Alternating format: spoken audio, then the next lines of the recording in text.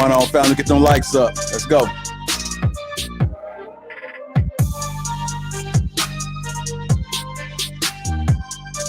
You know what time it is. Sage Talk with Lee.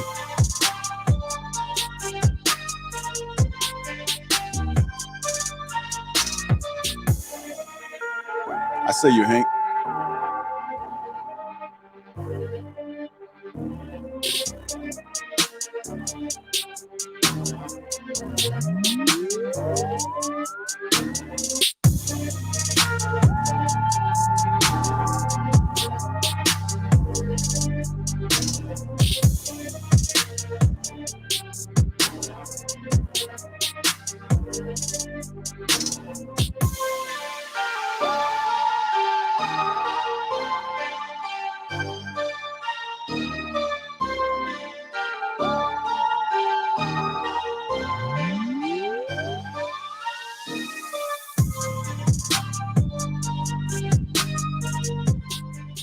What's going on, family? What's going on?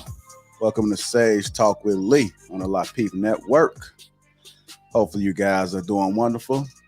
If you guys missed it, man, we just had a phenomenal show not too long ago with Lapeef Sports. Make sure you guys check that out. Before we get this show started, make sure you guys hit the like button. Also, subscribe to the channel. We are live in Houston, April 23rd. That link is posted to the top of the chat right there. Actually, no. The link to call in is posted in the chat, man. Make sure you guys call in early. Go ahead and reserve your spot. I see your logic. Go ahead and reserve your spot. The link for Houston is in the description, so make sure you guys click that. Come out, join us, have fun. Let's kick it, man. Let's have a good time. Become part of history, man. We're recording everything. This is going to be an epic show, and you guys can become part of history. Also, shout out to the sponsor, Teej Hanley. Teej Hanley, they are sponsoring the show. 30% off along with your free gift. That link is in the description as well. Get the likes up, family. Let me go ahead and bring the man up himself. Let's bring up Sage Talk Lee. What's going on, brother? How you doing? Hey, good afternoon, JR. How are you? Man, I'm wonderful. Can't complain, man. Can't complain. Okay. Man, I see. How's everybody doing today? Go ahead. I'm assuming the people is doing well. Hank, I see you. We got Logic in the back, so let me know when you want to bring them up. Sure. And we'll bring them up. But yeah, man, we had a great show. Every week has been a great show, to be honest. I mean, I can't even compare. It's just been a little bit of some of everything, man. The key to the show is paying attention, man. Paying attention, being active and engaged, and bringing some solutions, man. That's what it's all about. What you got for us today, though? Well, today I want to talk about a monolithic mindset.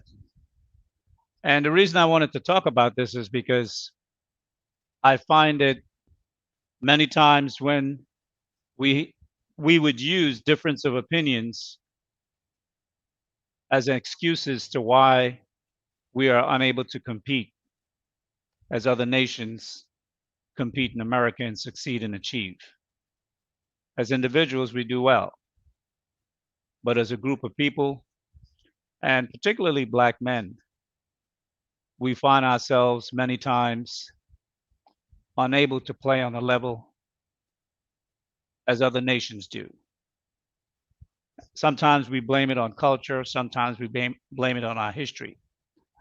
But at what point are we going to put aside excuses and the reasons why and just man up?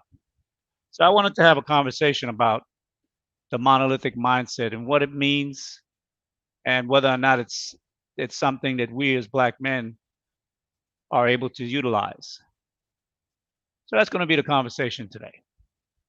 I look forward to that, man. And Lee, you looking sharp there, brother. I see you with the collar, man. You over there, brother. I see you, man. I see you. I see you. You ain't fooling nobody. Well, I got to step it up, man. I've been, Logic put it out there, Suit Sundays.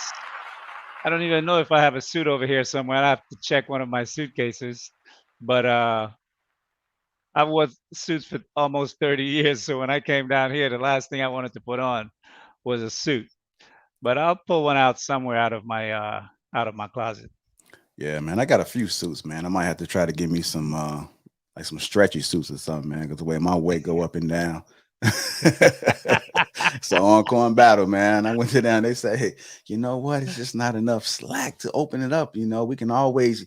I suggest you buy big, and then we can bring it in. I said, oh, okay, okay, okay. I You see know, what that's back in the about. day, they had that shirt that was Yeah, cut in the design of a suit. You just pull one of those on, right. and you were good to go.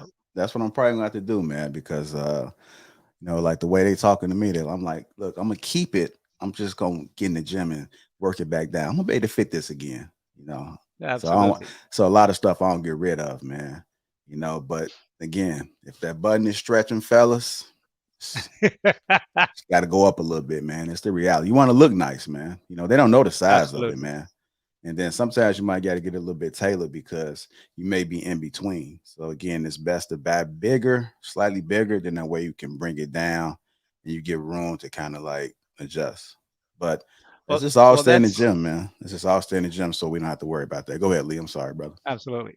No, I was just going to say that requires that you have a good tailor, because if a tailor knows how your body weight shifts, some tailors make it exactly to your weight size when he measures you. Some tailors would give you an extra half an inch or three-quarter of an inch to flex, especially in the shoulders and the chest area. Lee, I want to ask you about the suit now. Because you know, What's back in the that? day, people used to always go baggy. Are you more of a tailor guy or you like yours I'm tailored baggy? all the Tailored, way, okay. tailored. Yeah, I used to that's the get way I my like it. shirts tailored and my suits tailored. Okay, and this is my last question. Sure. Um, like, do you show a little bit of ankle? Because you know that's the thing now, or are you Yeah, just so I see that's the thing. I preference the cuff. I prefer the cuff ankle shoes. I mean pants, and I like it hanging like a half an inch above the heel of the shoe. mhm, So when you sit, it just shows enough of your sock, but not like 3 4 inches up your leg like I see today. Today most guys have it like a half an inch above the ankle, mhm. so when you walk standing erect, you can actually see whether you're wearing socks or not. But that have not been my style. I'm more corporate, and I'm more traditional in terms of from a suit background and a standard. But I Okay. mean, there's nothing wrong with being in the style of the season. There's nothing wrong with that. Yeah, Lee, you might got to step out your comfort zone, man. Start showing a little bit of ankle, man. Step out, I don't slide have up a in problem. on them, you know. I can flex, no problem. I can flex, Okay. absolutely. All right, man. Make sure you guys get them likes up. Also, subscribe to the channel, Lee. I'm gonna leave you the floor, and I'm gonna sit back and take some notes. I appreciate you, brother. You're welcome. Good afternoon, everyone. Welcome to another edition of Sage Talk. I'm your host, Lee. And as I said earlier, the topic is the monolithic mindset. And I've been giving this a lot of thought because I'm really thinking about how we as Black men could truly achieve in a more dynamic way in society than we have. And one of the question is, can Black men succeed as a monolithic man? Back in the 60s, we knew Black Power, what Black Power meant. Black Power was Black people united. United we stand, divided we fall. However, today we pride ourselves in the individual successes. At present, we tend to take pride in the success of the one, the individual, and the work to make it known that we are not a monolith. And I think sometimes we strive so hard for our individual uniqueness, and we use so much pride in the way in which we displayed that my question is, have we become so individualistic that we no longer care about our society, our community, and Black men as a whole achieving as a unit and not just as individual? So my question is it time for us to consider making a shift in the way in which we measure success? Is success better for the one, or is it better for the whole? And if we continue moving as a singular, what will that look like by 2053? So let's have the conversation. First, I'd like to just drop a couple of things. What is the meaning of a monolithic? Simply, a monolithic is a huge, massive, large building. Usually it's as a like an obelisk, it would be carved out of one stone, marble, granite, and the like. But there are other meanings to a monolith. A monolith is also an influential monolith organization, a body of people moving on one accord with one objective. And I found a very unique or very insightful definition while I was searching it. It said a single crystal, a monolithic silicone chip. Now, one of the things that we know about today's technology is silicone chips. It runs computers, it runs phones, it runs tablets, it runs basically everything that we use in our society today to propel communication and uniting people around the world, not only in one location, but globally. So a monolithic is something massive and it's something influential. And we know it can be an organization. What if everything we as Black people did that we fought for so long, thinking about it, what if we were to be able to move on one accord? It's evident that uh, no one thing is alike. No one thinks alike, I should say. We know that. But is it possible that we can come together on one objective to achieve a goal?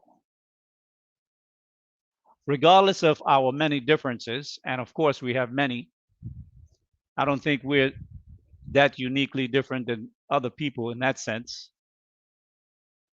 So, what would that look like? In my opinion,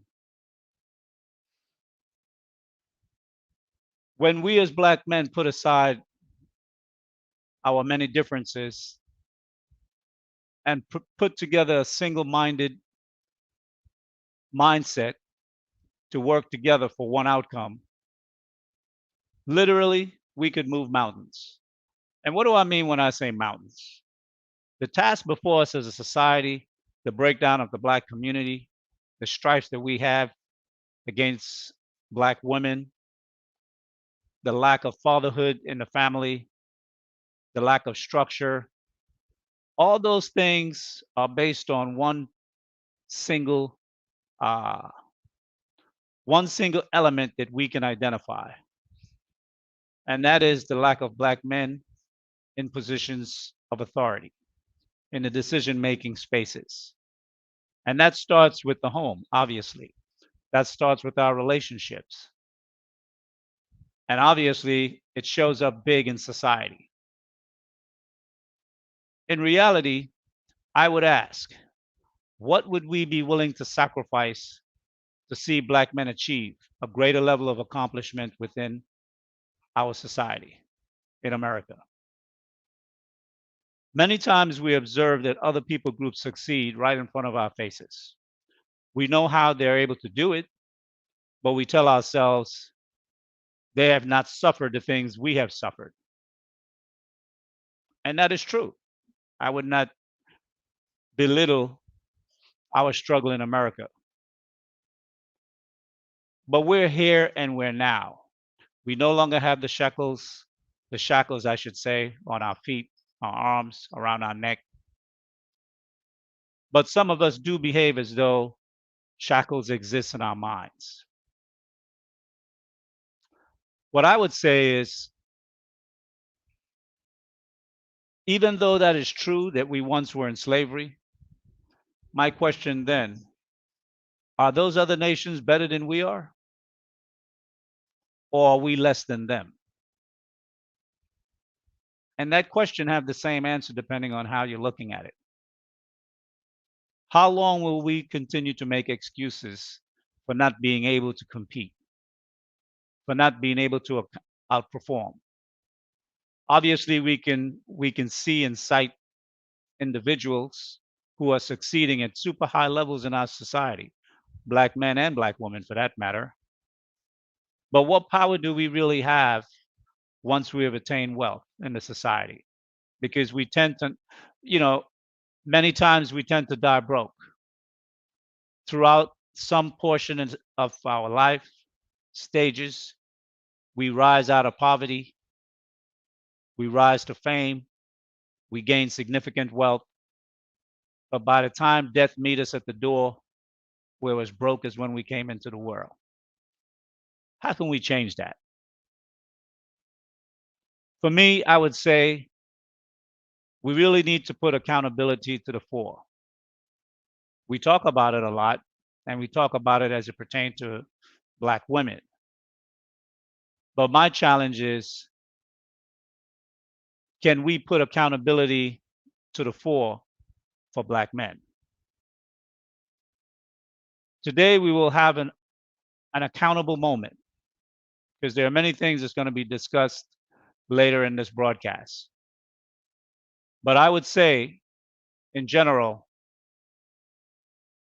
can we do what must be done? Or will we continue to make excuses for what other people can do and can succeed at? Or can we do what we need to do to succeed as a people group and not just as individuals? To not only succeed, but to outperform. In other words, I'd really like to see black men as a whole begin to sacrifice and put aside the differences that we have, even though we may or may not like the brother to our right or to our left, or the sister in front of us or the sister behind us. But to be able to say, you know what, that's cool, we'll deal with that later. But at the moment, there's something greater for us to fix, for us to do. And whatever we put our mind to, I know, because we've succeeded in many things in society as a whole. I mean, the rap industry is a unified effort by black men focused to succeed. Whatever that genre has spilled into our society, the good and the bad, we have shown our ability to succeed, thrive, and exceed. In sports, we do the same thing. We excel above all other competitors. But there's one area in society that we lack. We lack the ability of unified thinking. One of the things I used to enjoy watching was Star Trek back in the day, because I always liked the series where the Borg was in the show. And one of the things that made the Borg so powerful is that they had a hive mind. They were unified on one objective, and virtually no world could stand against them when they came into their space. And what I'm proposing today, if it's possible for black men to make a shift in thinking, behaving, and acting, and to become more monolithic in mindset for the betterment of the group, for us to be able to achieve not only power, but wealth throughout our society, where the poorest among us will be as rich as the average person in our society today, as opposed to the richest among us is just average, and the poorest among us is is a day away from being homeless. Is it possible that at some future date within our lifetime, we could see all black people not being homeless at our hand? Not what the government can do for us, but what we can do for ourselves. Can we envision a society where there's not a single black person on the street, male or female, woman or child? So that's going to be the conversation that I'd like to have as to what's possible with us as black men. Because for anything that we will achieve in the future, it's really going to be dependent upon us.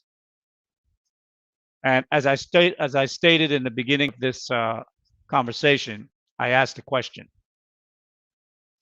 what is the one single thing you, as a black man, would be willing to sacrifice for the achievement and the success of all of us?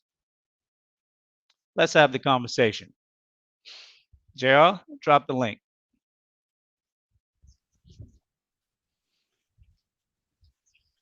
Oh, he caught me off guard. Hey, Elijah. Good afternoon. How are you? What's going on, Mr. Lee? Powerful intro as always. Powerful intro as Okay. always. Uh, Excellent. Excellent. yeah, I was So talk to actually. me. Oh, go ahead. I'm sorry. No, go ahead. No, I was actually JR. Man, we was doing the sports show, so I had a hoodie on, so I had to just go look. Well, I got the new Gucci ties though, so yeah, I'm saying that's it.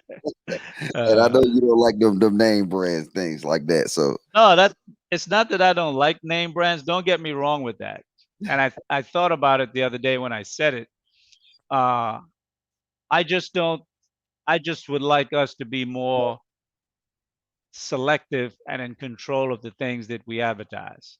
You know, I wear name brand stuff too, but I usually choose something where the marker is either on the shoulder, it's on the sleeve, it's low on the pocket. It's not always that visible because I think I like the understated effect, you know, and also that we tend to advertise. It's like I remember a few years ago, maybe a decade now, where Tommy Hilfiger got into this big beef in the public where he had said he didn't make his clothes for black people. Timberland said the same thing at some point. North Face said the same thing at one point. So it seems like a lot of very prominent corporations, even though we may advertise and make their gear popularize, that the major society desires to wear it from a child on up, we don't tend to get the benefit of that, and in some cases we tend to be in some way belittled or slandered, like we shouldn't be wearing it that much or something to that effect. So I just think that, you know, we need to be more selective about who we bring up, who we transform from being a multi-million dollar corporation to a multi-billion dollar corporation. And everything that we tend to touch and advertise and do in the way in which we move in a society, it tends to stick, it tends to catch on with the masses. And I think that, you know, if we're going to do that, we need to be more conscious of what we're doing, why we're doing it, and that there is a pay in the back end for us to do it. So that was really my reason for when I mentioned it. Yeah, not that you shouldn't, because designer clothes is quality most of the times. it's good. It's good. It's good. But to the topic Okay. that you were saying, and I was in the back listening to you, whatever. And I don't know. I like to listen to you, whatever. Then it just actually make me start thinking. And then when you start thinking about these, you know what I'm saying, just using this word monolithic, and then you start thinking about these monolithic structures that exist in our society today, is stand the test of time, one, and most of them cannot be duplicated. You know what I'm saying? Whether you're dealing with a pyramid, that's a monolithic structure. You see that even today, it not only stand the test of time, but now is people is amazed. Them things can't be duplicated. You know what I'm saying? Whether you deal with the pyramids, whether you deal with the Sphinx, whether you're dealing with all these different things across um, the world that we see today, you know what I'm saying? Absolutely. It will stand out. And I think that to the bigger picture from where you coming from, these we as an organization, we as a people, we as a group of black men, once we establish this structure, number one, it should stand out and it should stand the test of time. And that's the key thing that when I have a mentality, and it's crazy these conversations, but when men you have, you know what I'm saying, had the opportunity to have a Zoom meeting earlier this week, it's Mhm. like I can kind of feel it was the mindset that you had. You know what I'm saying? You wanted to do something that was gonna stand out and stand the test of time. So I don't know why I have this strange little relationship with you. You know what I'm saying? But you get my mind a spinning. And then I went back and look at our notes we was covering. we literally was talking about things that was going to stand out and stand the test of time. Absolutely. And in all honesty, my whole uh, foray into YouTube and the YouTube space. And ironically, when I came in, you guys were talking about on the Lapeef show that night about power, influence, and charisma. And those were things that I have been surrounded by in many parts of my professional life. Very charismatic leaders, very powerful leadership men, and men that had influence. And they were men that didn't make excuses for the hardship of their life. And I think we as a people, it has to come a point in time where we decide to take our own life into our own hands and stop leaving it to others to allocate us a certain space on where we could be. And if we are able to do that, to take control of our own life and move in a certain mindset, because it's everything starts with the mind. You can tell yourself you can, or you can tell yourself you can't. If you tell yourself you can't, then you'll make up all the reasons why you can't. Then you won't. If you tell yourself you can, then you'll find the solutions to make what you said you can become a reality. Mm. I want to focus on those who believe that we can. Mm-hmm. And then what steps do we need to take to make that can a reality? Because no matter what we as Black men do, and we are in society, so we will continue to prosper in one way or another. But instead of prospering as individuals, why can't we prosper as a society? Why can't Black America be one of the richest society, not only in America, but in the world? We are in the richest country in the world, and white people are considered the most richest people on the planet because they're in America. And that's the reason why everyone tried to immigrate and come to America. We are here. We know the heart and soul of America. We know how it's built. We built the damn thing. But now, because we have had the oppressor's knee on our necks for so many centuries, laying up obstacles before us, we tell ourselves that we need him to do the right thing and leave us alone, or at least stop putting the pressure on us. You know what? That's not going to happen because they have seen from the time we came out of slavery the abilities that we have. We have not been able to see it because it's history's past, and what little books are left and news articles are left, very few of us get a chance to review those things. But the bottom line is, in today's society, we have technology at our hands that we can leverage. It's not like 50 years ago in the 50s, 60s, and 70s, where we needed to be able to walk or drive or fly to a particular location to have a meeting with one or two people. Today, we can literally bring together 100 people in a meeting, 1,000 people in a meeting, 10,000 people in a meeting. We have the ability to change our very existence. And Black YouTube, uh, in the whole space of YouTube, is a marginal space in terms of size, but we are definitely a giant among revenue drivers and idea drivers in terms of what's going on YouTube. And we Mm. have to take all of that and start to use the leverage of technology for our benefit. Big facts. And I think something you said earlier to draw that point is like Black culture in America now, we have this crazy ability to sit here and beg everybody for something. We want somebody to give us, whether it's the government, we want different organizations, different people to give us something.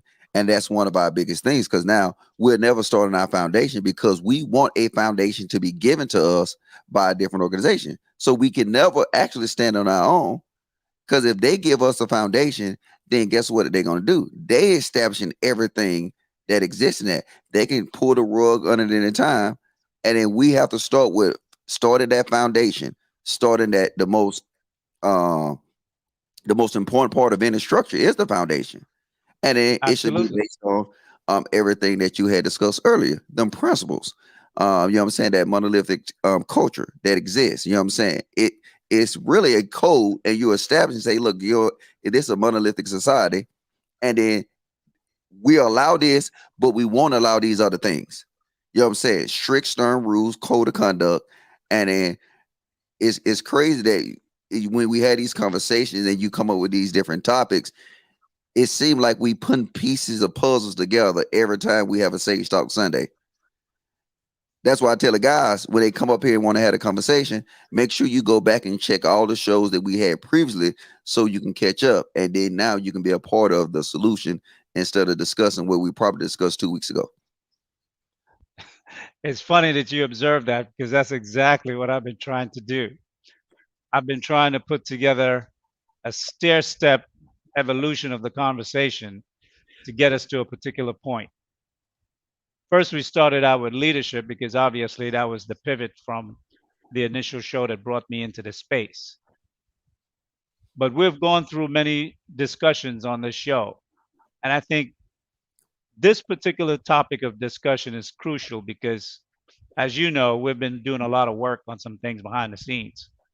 And what's going to be revealed over the next few weeks and as we move forward will depend on individuals having a certain mindset. Can we move as a unit? Can Black men move with power? Do we have that ability? You know, it reminds me of what is it, back in the late 80s or 1990 when Farrakhan had the Million Man March, that first Million Man March. That march to Washington was earthbreaking because there was more than 1 million men there. But I tell you that that particular ideology, to be able to put 1 million Black men in one space, it took a lot for him to be able to do that. But what it shows was that we were willing to at least approach the idea. I'd like to take it a step further.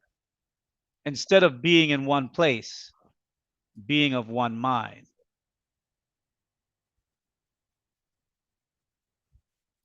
No, What do I'm you have with to say to that? no, I'm with you. I actually I'm actually gonna try to put up the definition of a monolithic culture up here, and then it kind of stemmed to exactly how we kind of went with this first part of this conversation. Hold on, wait, give me 1 minute. You caught me off guard. Not a problem. Not a problem. Let's see. Well, one of the yeah, go ahead. I'm sorry. No. You good? You good? I'm still typing. Well, one of the things I would definitely say in terms of a monolithic culture, a monolithic culture in mind really is about a body of people that can set aside their differences for the greater whole. You know, one of the things that made the Egyptians so powerful was because that the pharaoh had complete power.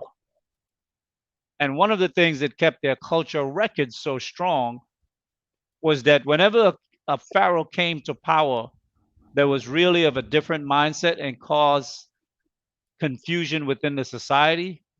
What did they do? When the next pharaoh came to power, they would strike everything he did from the record. Hmm. So there was no way of leaving an influence for future generation that would start people to think and separate themselves in a different mind to keep the unity of the people within.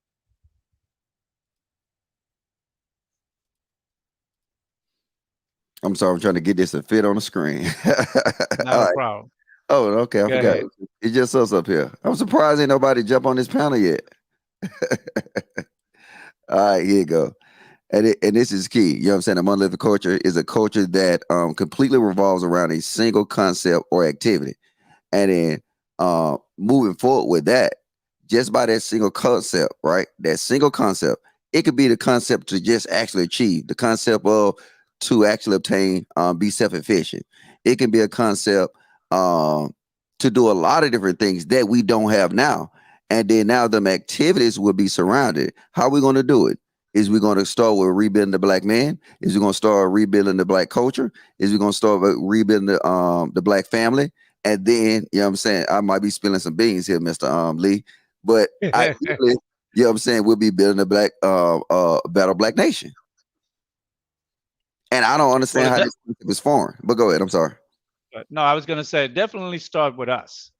It start with us as black men to be able to build ourselves up because we're the foundation.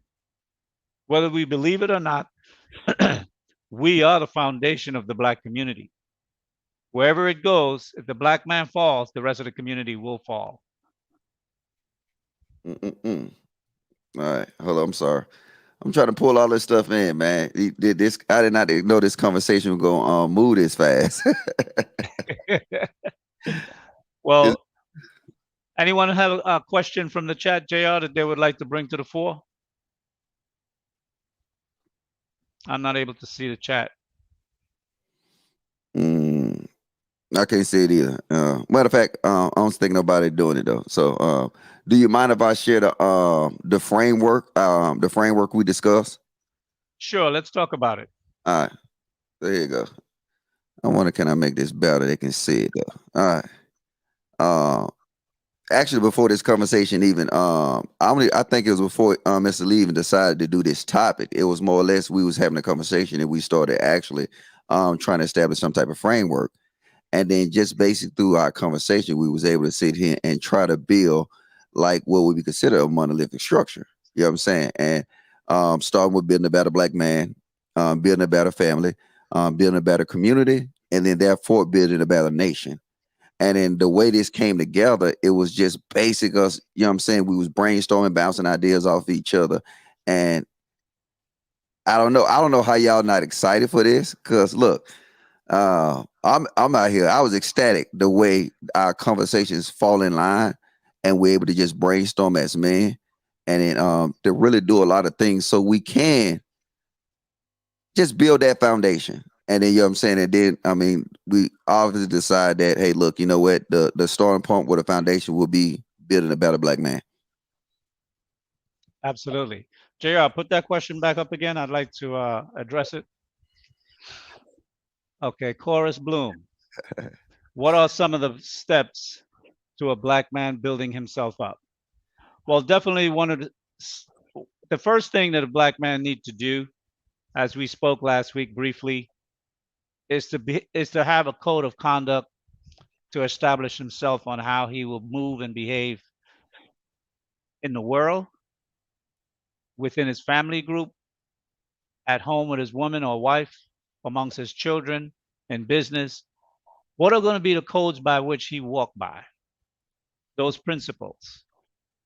That's the first thing he has to lay in his mind.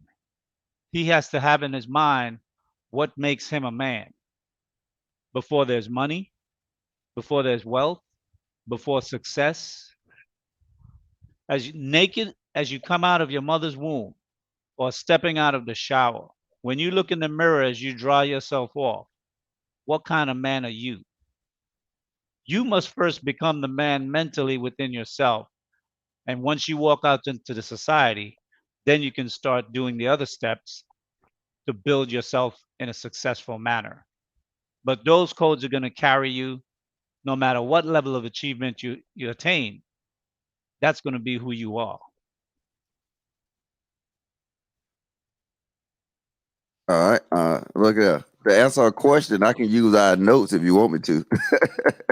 Go ahead, add to it. All right. So we started just like and I'm glad. Oh, all right. I'm One glad. second, cash flow. I'm glad that question came up because this is something we already kind of established. You know what I'm saying? We established, you know what I'm saying, just basic concepts or, you know what I'm saying, building blocks, you know what I'm saying, because that was our brainstorming technique. You know what I'm saying? What is a, what would be the, Can you hear me now? 1 second. Put yourself on mute for a moment.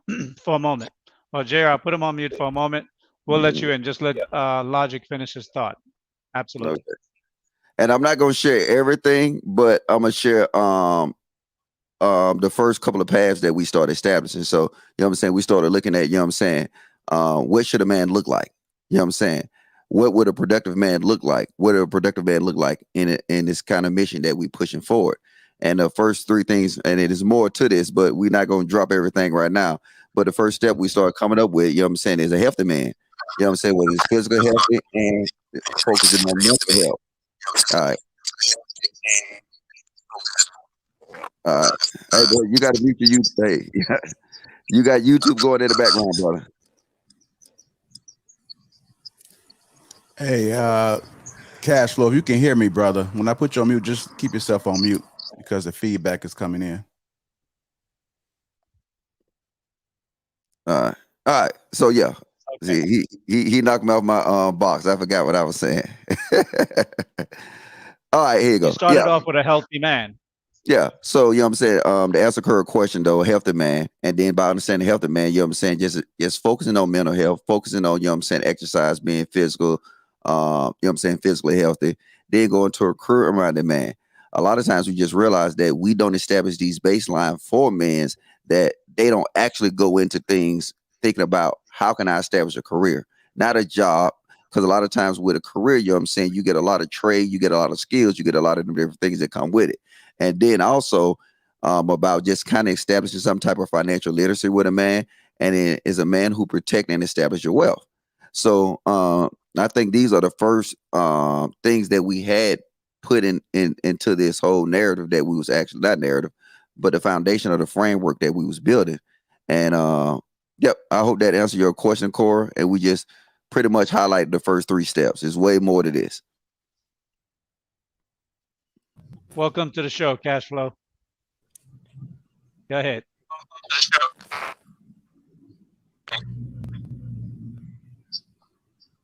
Okay. Hey, if you have it on Bluetooth, you might want to pull it off the Bluetooth because it's going to be a connection's delay. pretty bad. Can you still hear me? It's going to be a delay. I know you're going to catch this late, but take it off the Bluetooth.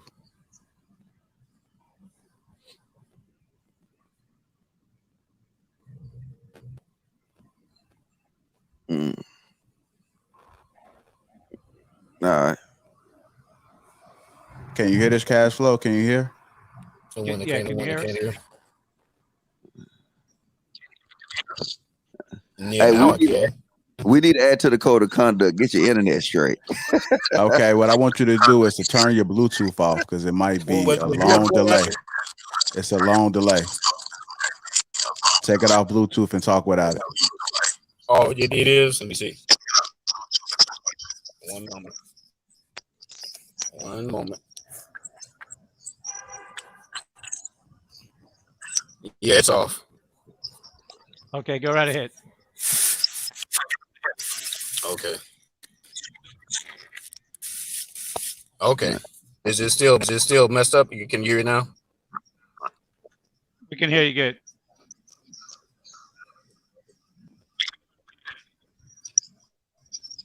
Okay. Is that logic going out or is that me? Yeah, just go ahead and start talking, brother. All right, that's cool. But anyway, I'm I'm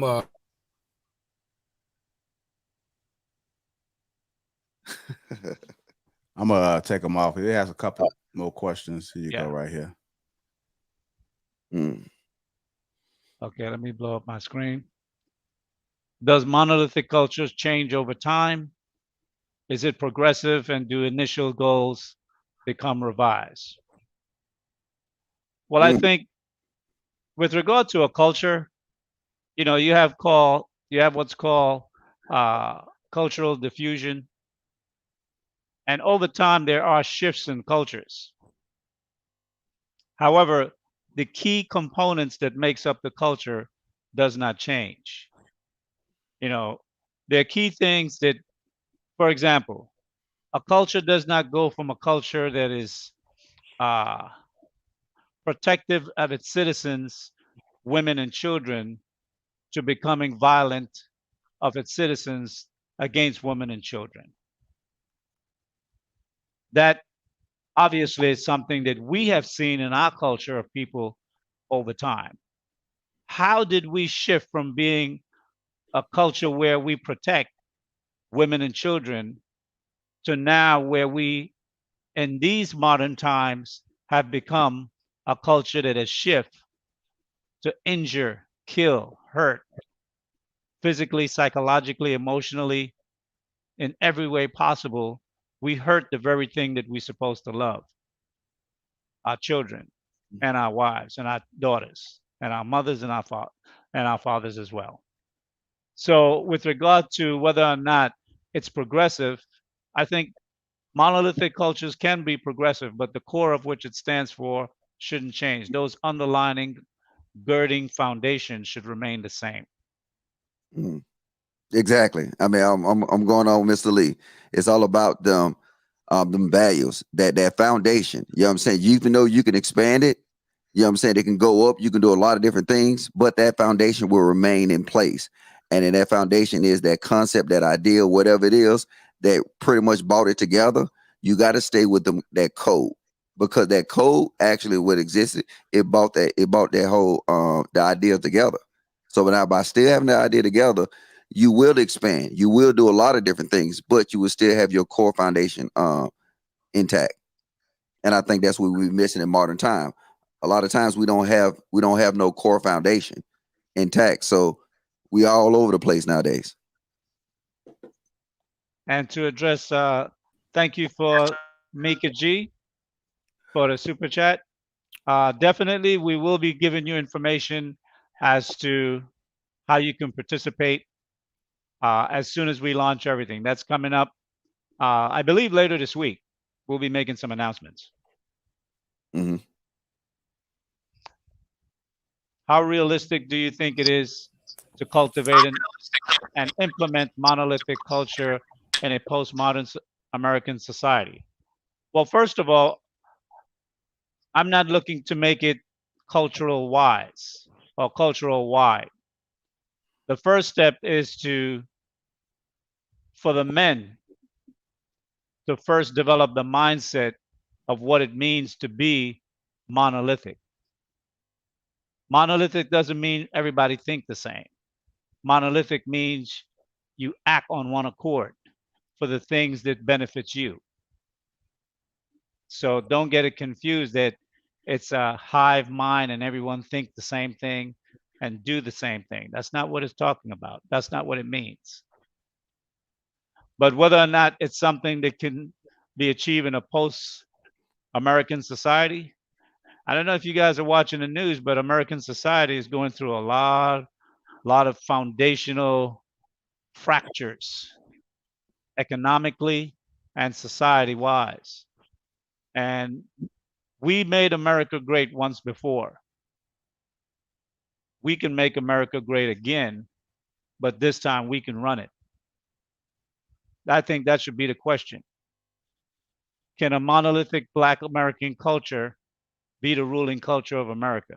That's the question. Hmm. I think you hit that one on the head. Here's another question that they're talking about. I don't know. You might be better suited to answer this question about. I think the device of religion and stuff like that. I don't know if JR can pull that up. Yeah, I don't have access to pull up the questions. Okay. JR, did you see the question? Mm. Uh, Are we going Yes. to initiate a Are you franchise hearing me? of captured school to train our youth? Hey, I think Cash Flow is trying to get in and speak. He keeps unmuting himself. all right. But Go ahead, Cash the Flow. sound is pretty. Yeah, it's choppy. Okay. Are you able to hear me? Yes. The thing is, we can hear you, but we hear you on the delay. So just say Oh, whatever it is you're gonna say. okay. No problem. No problem. Well, anyway, yeah, he was speaking of. There's a lot of different sort of directions, I guess you could say.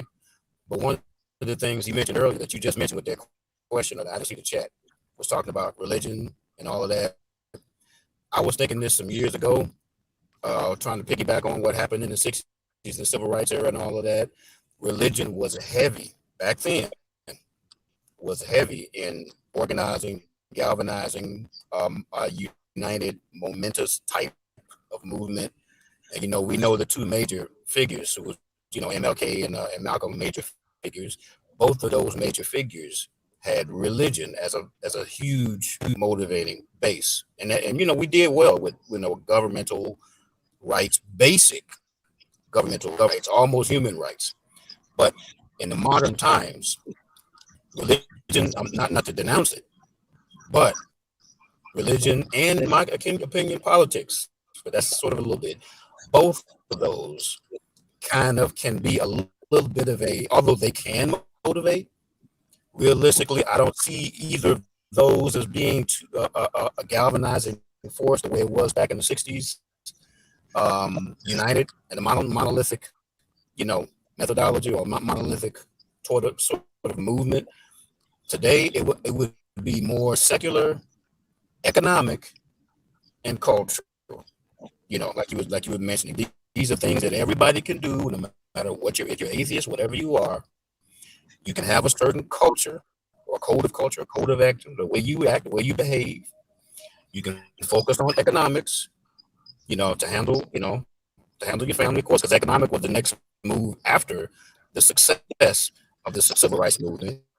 And you can handle, or should be handled, the family, black economics.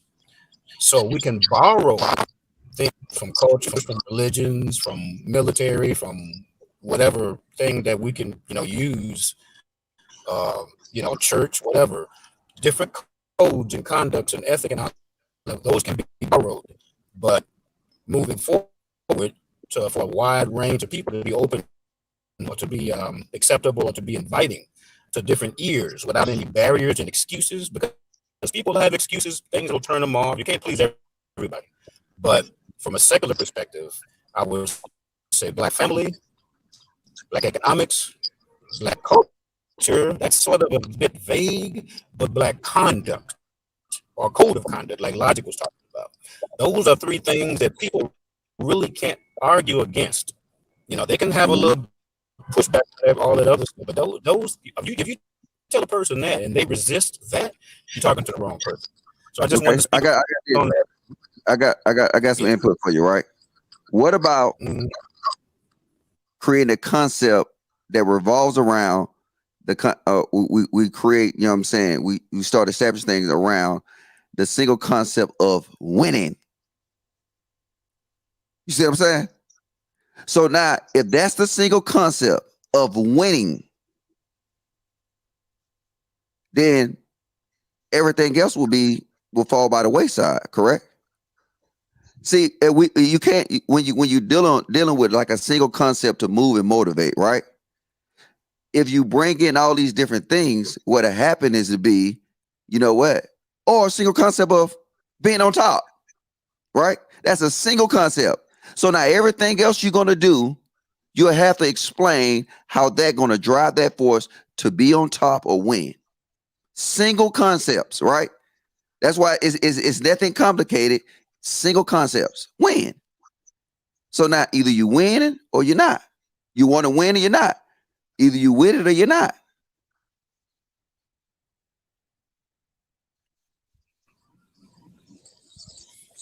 That's why some of this shouldn't be even part of the cover. Like when they kind of muddy the waters when you get into all these different things or whatever. Because like I said, they are divisive tools. And it now, if used, or it been proven to use that it can divide people. So if you just stay on the basic concept, hey, look, you know what? I'm tired of losing. I think black people, it's time for us to win. You know what I'm saying? That's our motto. We'll ride it till the wheels fall off. Yeah, but wait a minute. I had kind of thought of a little more. I'm an idea person. I come up with a million ideas. So here's an idea, and I had a little debate with somebody in the group earlier. Some chick, there's always that's easy. But just what you talked about winning, I had an idea, well, really more so on the slogan you was talking about, or just a kind of a phrase or whatever, or just a slogan. Black men building. Here to me, this thing here that you all talked about, and even on King Talk, different from all the other platforms and other opportunities and other subjects, is about building. So, who is against building? Black men building. It's simple. Ain't nobody offended. ain't nobody, black men building. Now that can be a little bit vague, and you can go a lot of different ways, but that's where you leave room for everybody to put their little 2 cents in. Black men building. And if we build, then there's a lot of stuff we can build. Just start building, start positive, start, simple concept, like you said, these simple concepts. And if you're talking about a slogan, I was looking at that as a slogan with my little brain. I come up with ideas, black men building, or something like that. I'm no advertising guy, but something along those lines. Yeah, that's already in the works right now. Stay tuned. You know what I'm saying? Stay tuned. Okay. Absolutely. Okay. Well, you thinking the way I was thinking already, because y'all got I'm an idea man. And them last couple of weeks y'all been talking, y'all came up with all of that stuff. That got my wheels turning. And it's like, oh, y'all talking about building? Oh, well, shoot, it's time to roll up the sleeves and let's go. Let's do this. Let's do this. Hey, come on, let's that gets your adrenaline pumping. If depends on if you're a person who's about winning, like you said, and who's about personal development, self-development, self-improvement. If your mind is built that way from the beginning, you ain't trying to, what about him? What about he ain't doing the, you ain't coming in looking for that. You coming in to improve and to build. If your mindset is like that, I don't have to do a whole lot of convincing and persuading and all that. Cause I'm not trying to argue with you, persuade you, and convince you, and stay on your neck and all. You ain't trying to build. Then you need to get cut loose and focus on the next person. So yeah, that's what I was thinking on. Whatever y'all got planned, I got some stuff going, so I don't want to overstep it. But yeah. Now, did you watch last week's show? Last week's show we had a great conversation, and key element that we was talking about is, what I'm saying, everything that need to be said, it got to be based on influence and impact. So all these shows is really linked together. And then I don't know how Mr. Lee do it. You know what I'm saying? You got to give him a round of applause for that. You know what I'm saying? So yeah. But I can barely hear you, man. All right, there you go. But yeah, the work is being done. You know what I'm saying? The ideas is being done. And yeah. I mean, and I'm gonna tell you, this is, and I don't know if this Mr. Lee don't get excited over that, but you know what I'm saying? I'm younger than him, so I get excited. But it's like the questions that they have in the chat, we had already kind of thought about it. So we got something immediate that we can just kind of shoot them down. Have you noticed that yet, Mr. Lee? I've noticed it. Yes, I've noticed it. Yeah. So that's exciting to me. All right. I'm surprised they don't want to have this conversation today, man. Well, my question is, who is in the chat today that was here last week? And what code of conduct do you bring to the table today that you believe can be a code that Black men can live by and be of influence to you, your family, and the people around you? Mm-hmm. So if you have something, drop it in the chat. JR will post it up. Or if you want to come up and actually voice your own point of view, let's do it. All right. Let me find a code of conduct that we had from last week. And then I'm just saying, right? 3 things. Yeah. This is simple, right? And see, you know what? I'm finna call him out. All right, my dude Sway in the building. But it was some simple homework. And it's not really even homework. It's just about, you know what I'm saying, see who's serious, see who want to actually, you know what I'm saying, put things in work. So make it homework, Logic. Make it homework. Homework. What inspired me. That's what inspired me. I did some homework, and I got my homework ready. So when y'all was talking about, went back and did homework. I couldn't wait till it's hard to get people to think like that. I was ready for my homework. So don't be scared to say homework. Don't be scared. Homework. No, we said homework. We said homework. We said homework. Yeah. Hey, Cash Flow, because I want to have this conversation with you. So can you fall off, and then before you come back in, hit the mute on your YouTube and jump back in? Because I want to interrupt the show with the feedback. Okay. Welcome to the show, Sway. Good afternoon, Look good fellas. there, young brother. Good afternoon, gentlemen. Yeah, like I said, if this is going to be the day, I'll come to dress to impress. I don't go to church, so you know, at least one day out of the week I'll That's fine. show out. So, but I think I mentioned in the chat, and I guess me and Logic talked about it the other day. He showed me his whole breakdown about what entails of being a member and the steps that we're going to take to growing the black man and stuff like that. And I guess I just thought about it. You can agree or disagree with me. Let me know how you guys think. But like, I feel like we do need to somewhat establish like traditions or maybe like rites of passage, especially for these younger cats, so that they can have some guidance and they can have something to look forward to take that next step as a man. I know in the small hat community they have their bar mitzvahs, and the Hispanic community, I don't know about the men, but at least the women, they have their quinceañeras and stuff of that nature. And I think amongst our community, I do feel like our black boys are behind, and we need something in the growth process of them, on their way up to feel some of importance as a man and to have some type of value in their community that they can look forward to or take a next step to actually grow. So I think, maybe we should brainstorm some ideas about, establishing, certain traditions amongst our community, especially with our boys. So Mhm. that's just one thought for me. Sure. Well, obviously that's good input. However, I think one of the things we want to try to do is utilize, how can I say, focused action as opposed to a shotgun blast to try to hit everything at the same time. We are not going to be able to change the culture of the masses of black people if we go after trying to change the culture of the masses of black people. The way in which we make a change is to have a concentrated group move in a certain way in a singleness of mind, identifying projects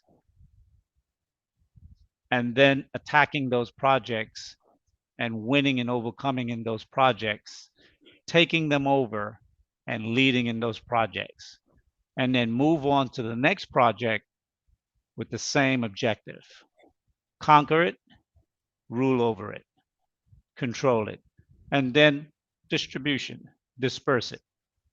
And what I really mean by that is that we can't address shifting the culture in Black America without shifting the culture and the mindset of Black men. It has to start with us. We have to be able to, one, make the shift, identify the goal, go after the goal, achieve the goal, and then those who are sitting on the sidelines can say, hey, did you just see what those guys did? Ah, it was just luck. And then we pick another project. We go after it, we achieve it. Every time we make a success, we will win over one or two souls, minds of brothers. And that's the key. And over time, shift will take place because we are people that we lead, but also we follow. And we never like to strike out on our own in masses to do things. We tend to like to see someone do it first, that it is successful, and then we will jump on board because we see the benefits of the success, if that makes sense. Big facts. Okay, yeah, of course. Yeah, I agree with your whole statement and your whole sentiment. And I'm all for that, and I think that's probably the best route and take to do at the current moment. But I'm like, when I bring up traditions and rites of passage, I know it's not like a now thing. It's more so like, what can I establish with my own children? Because I'm young, you know what I Mhm. mean. I still have a long time on this earth where I'm trying to figure out how to influence the next generation of like my kids and his friends, and like what impact can I have on them when the time comes. And like I said, this isn't a now thing. This is more so like years down the road. So like some of my statements, I get like, it's not, we shouldn't it's not like the priority, you know what I mean. It's more so just an idea for later, when we establish ourselves more, and like you said, when we people aren't looking at us like it's just luck. You know what I mean? So I agree with everything you say. It's just when my sentiment comes with certain things, like the rite of passage, is more so like years down the road. So when I can teach my children and their his friends and the black boys in my neighborhood, how can I influence them to make them understand that they have purpose in this world? So that's just Mm.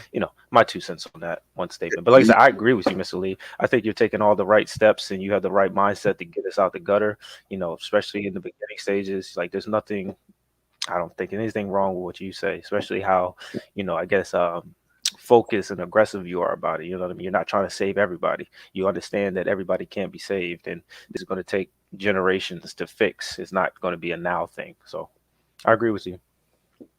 Thank you. Well, one thing I would like to address, I saw a comment in the chat with regarding to you wearing a suit jacket and when and where it's appropriate and inappropriate. There are different wears and how you dress that are appropriate for different events. However, we are looking to set a different mindset and a standard on this show. Suit Sundays is all about projecting an image. There are other shows that have the image that they want to project. On this show, we want to project a certain type of image of black men. And the way those black men will present themselves, sure, in the beginning, people will question it. People might even be against it.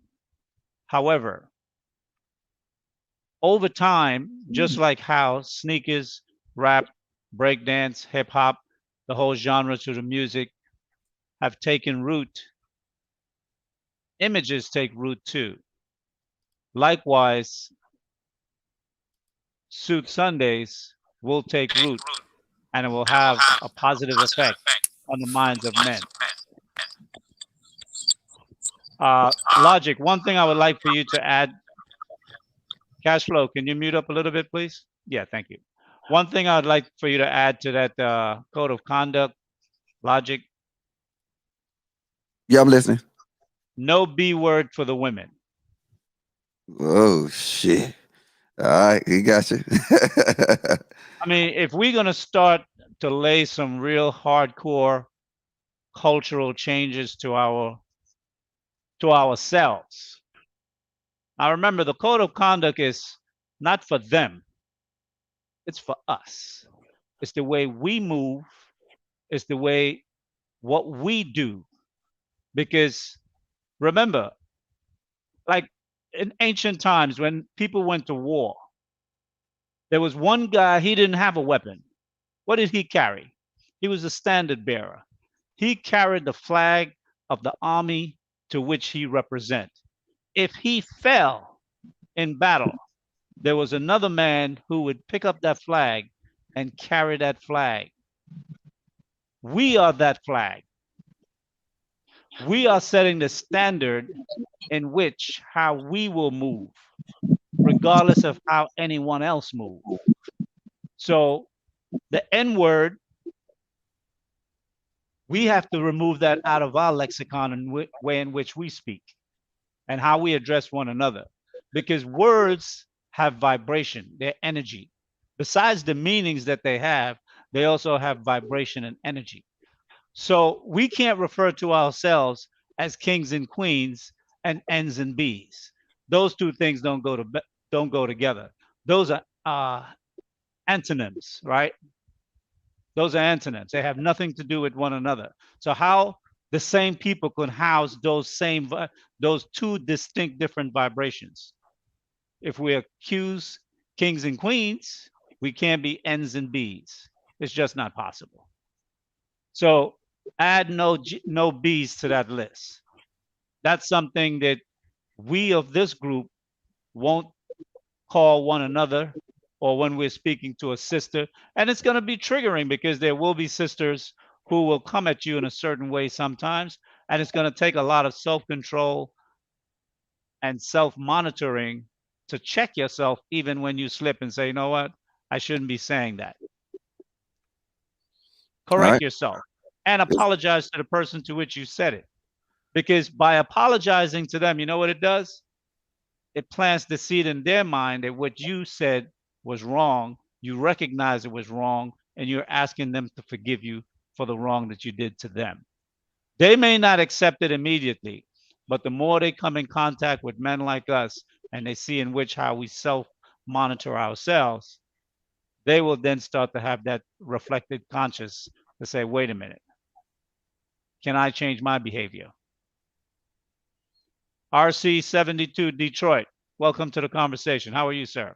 I'm doing pretty good. Lee. Yeah, I just wanted to jump on here, because I noticed, things are kind of moving along a little slower. And I think, part of it is, a lot of men are afraid of looking in the mirror and saying, am I doing the best I can do? It is important that, men take leadership, the families, and hold themselves accountable. And that is probably the most challenging thing for a Black man to do, is to look in the mirror and say, am I doing the best that I can do? So that's probably going to be the most uphill battle amongst the entire manosphere. The prevailing wind, if you will, it's the Black woman's fault, right? And to a large degree, that is correct. But you also have to look in the mirror and say, what could I have done better? And a lot of what women are doing is a response to the way, men have been treating them. And, a lot of the reason men have been treating women that way is because of what they've done. So we're kind of in this vortex, right, of response. And one way or another, we got to get out of it. And ultimately, you're going to have to just say, you know what? I'm going to stop pointing the finger, and I'm going to look in the mirror. And what can I do better? And that's going to be the biggest challenge, I think, with moving this needle and steering the ship in a better direction. And that's what I agree with you. That's what I was saying at the beginning of the show. If you caught the earlier monologue, Yep. It's about self-accountability. Yep.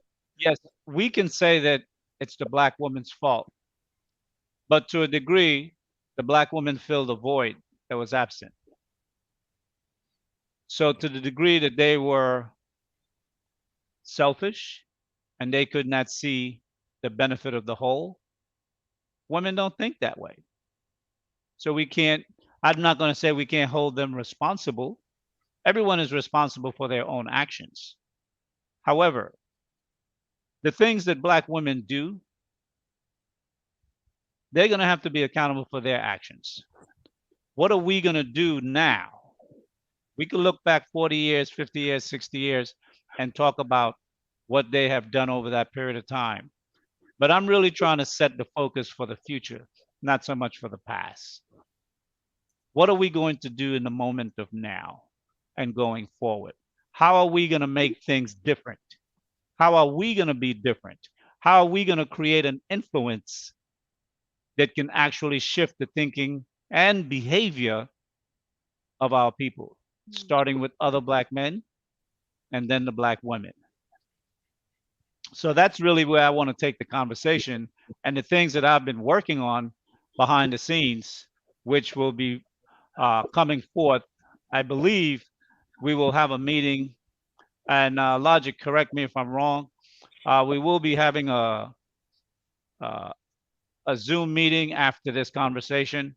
So if you're interested in participating, drop your email in the chat. Drop your name and your email in the chat.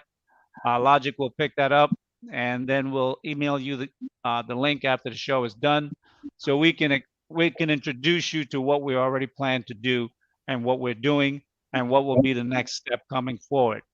Micah G, I know she had asked how she can contribute to the seed funding to get that going. We would be dropping that information possibly next week. We just got to get some more things finalized. and get some places set up where we can do that. But we will be doing that because we're looking for everyone in this space, and particularly those of the Lapeef Network. The Green Gang first, but then there's going to be a complete new movement built that's even going to be above that. It's going to be mind shifting, momentous. It's going to really, once you guys see what we're about to unveil, it's going to blow your mind. So, absolutely, I agree with you. Who's next? Oh, Sway, go ahead. I was You're just muted. waving to the cute little baby right there. How you doing? Tien, Hink and or Raquise. Got it.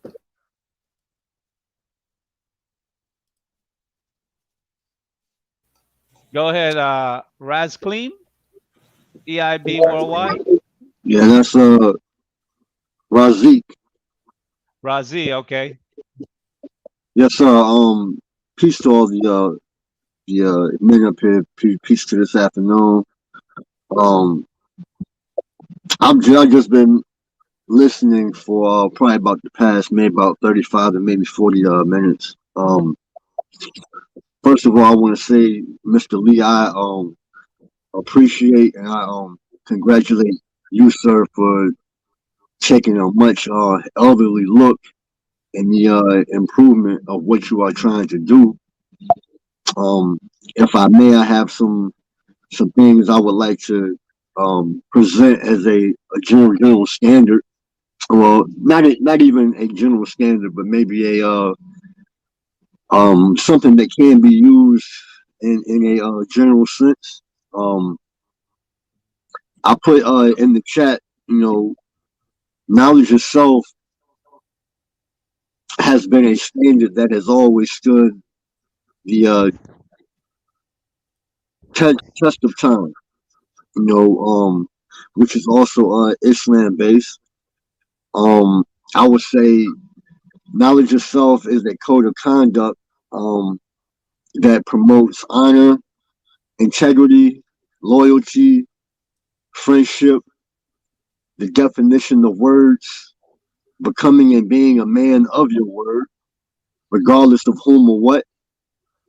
Um, it also promotes, you know what I'm saying, those who those who are willing to wanting to be fixed, I guess you could say, through the acknowledgement of the truth and not just your perception of said truth.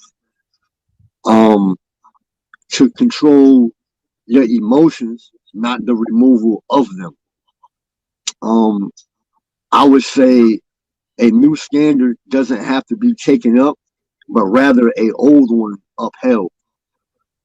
Um, I will also add that tradition is the standard of what has worked in the past. To also lead by example through one that can be seen and heard. And self awareness is self correcting on its own by its own admonishment. And lastly, I would say the correction of black women comes with the correction of its men first. And with that, I say peace. Thank you very much. Absolutely, I agree with you.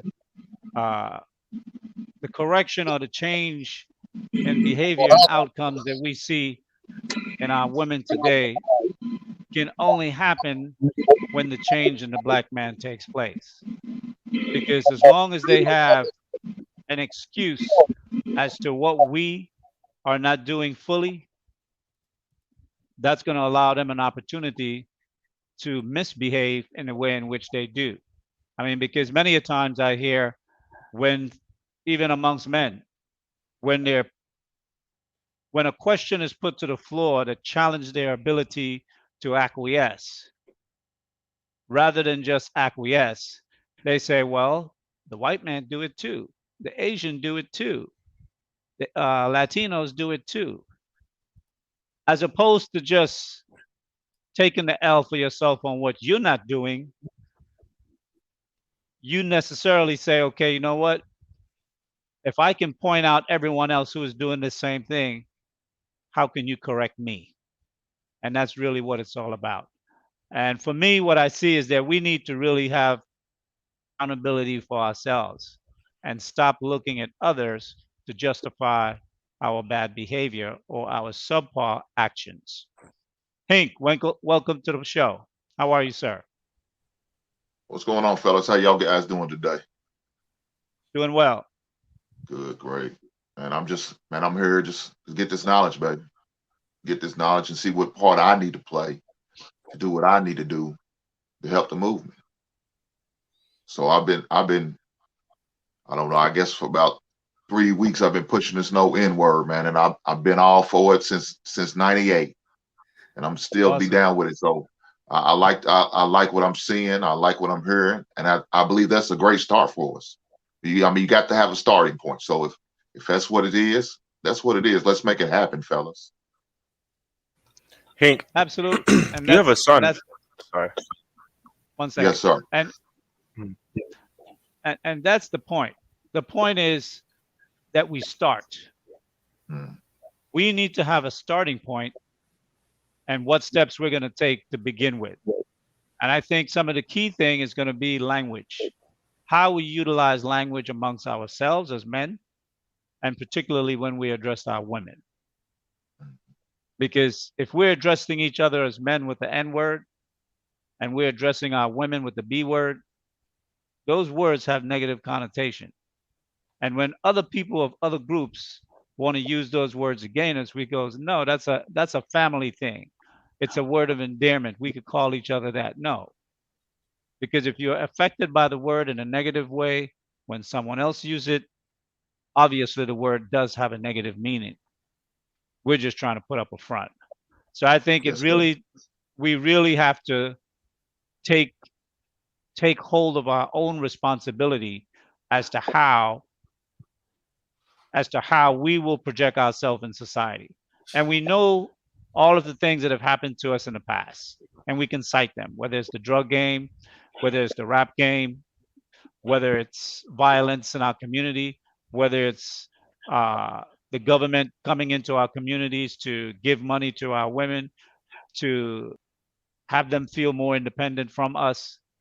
I mean, there are many things we can cite as to the reasons as to why. The fact is, we already know the reason why. So, hopping back on that and having that same old discussion is really all about someone who wants to talk but don't want to walk. And I am not one to just want to talk. The purpose of these talks for me is to, one, enlighten, provide information, but more importantly, provide action steps that we're going to take. And for those of you who are like minded, that want to be on board to change, to step up. Absolutely. Sway, I think you were going to say something. Well, I know he likes, he came up here and I'm just trying to give him a, question just so he can help join the discussion. I know he's talked about having a son and he's pretty of age. I think he's going off to college. He's an athlete himself. So I was just wondering what steps have you taken or do you, future steps that you're going to take so your young black boy can be prosperous in this, growing society we have, like especially a part of this, group right here. Do you expect him to one day follow in your footsteps and join this, or are you giving any knowledge that you gained from this and trying to pass it on to your son? Questions like that. Like, what necessary steps have you taken, or you are currently taking? Well, every day, my son he's 16 right now. He's a junior in high school, so we got another year before college, but we are definitely in a process of finding a right environment, a right coach and a right system so he can flourish in whatever he wants to continue to do after high school. But as far as the steps I'm taking with him, man, just continue to be the example that I need to be for him.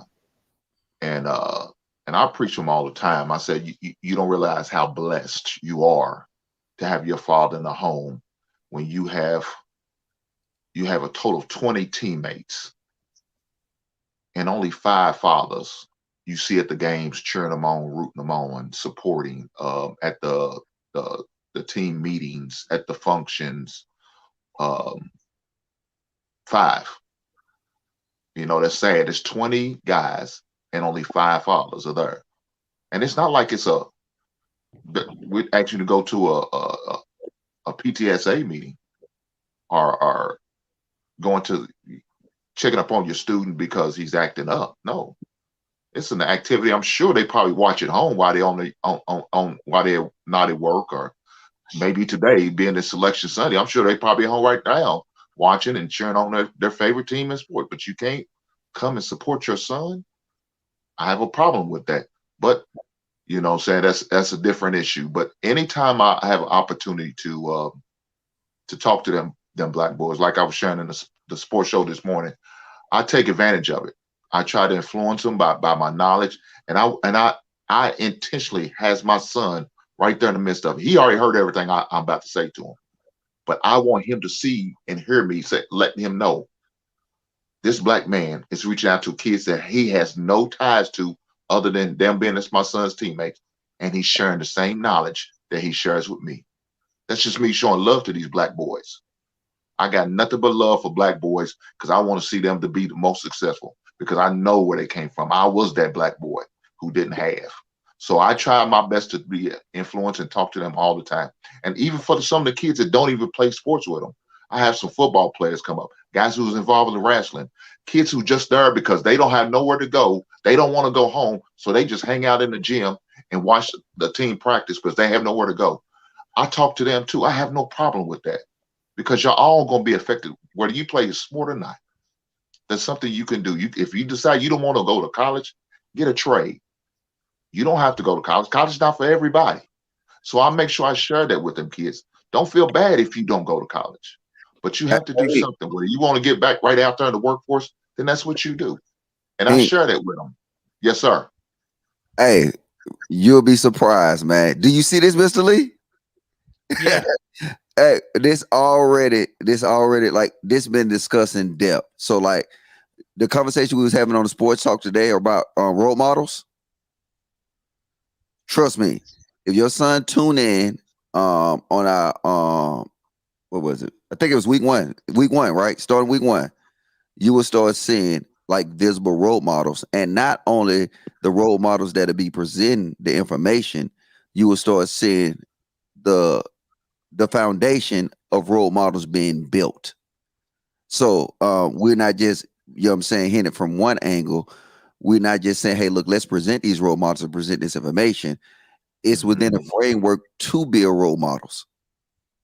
So, I mean, and I don't know if you was privy to our conversation we had, everybody, on Lapeef Let's Talk Sports. We was talking about actually the lack of black role models and how literally all our role models is associated with either sports, entertainment, music, or some field like that. So, yeah. Well, to add to what Hank was saying, you know, kids particularly, when kids choose a role model, they choose a role model from someone that is doing something and succeeding at it. Yes. And I think obviously words are helpful and powerful because it lays down instruction. But as much as we talk to our children and give them or tell them what is the right way or the best way or whatever, the only thing that truly matters is what you do. You know, back in the day, we used to have, you know, a saying, do as I say, not as I do. And that is a crippling thing for us to use as a teaching tool to our children. We need to say it and do it. And what we say is what we do.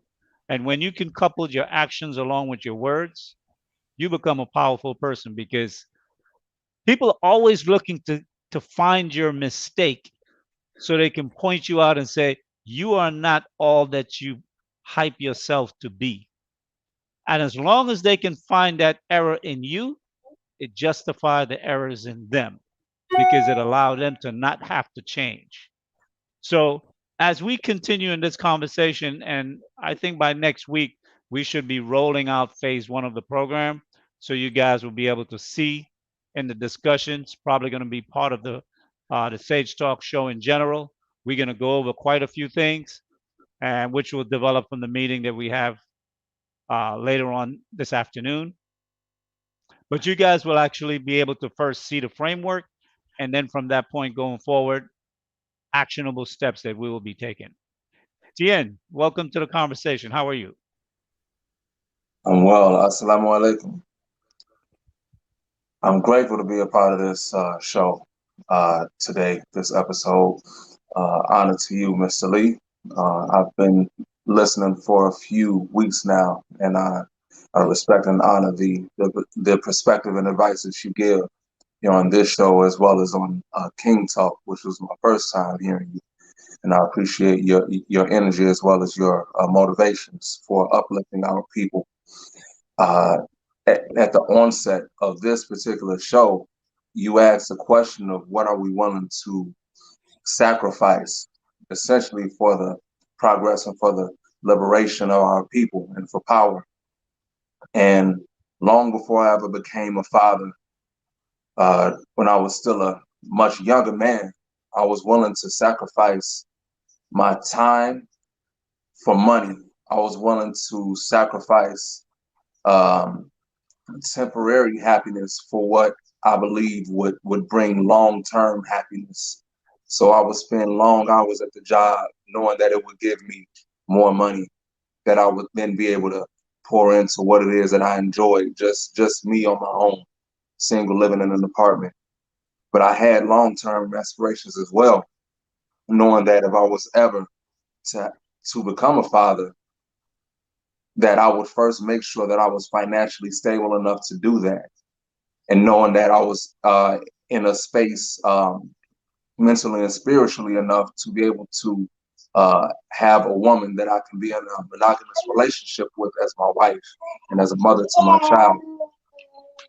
And as you can hear, my little princess sitting right next to me. So what I am fortunate enough to have a pretty okay, I would say, position in the company that I work for in a very large retail corporation. And what you see here on my screen is the way that I first began, just as a part-time employee, just coming in at I believe I was maybe 26 years old, wearing a shirt and tie. They would always ask me, "Why are you dressing like that? You don't have to dress like that. This is retail. You don't have to dress like that. What are you doing?"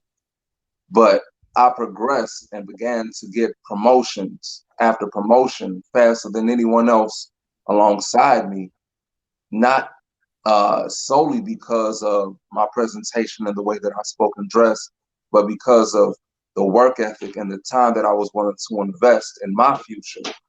And now that I've gotten to a certain point, I've run into a few different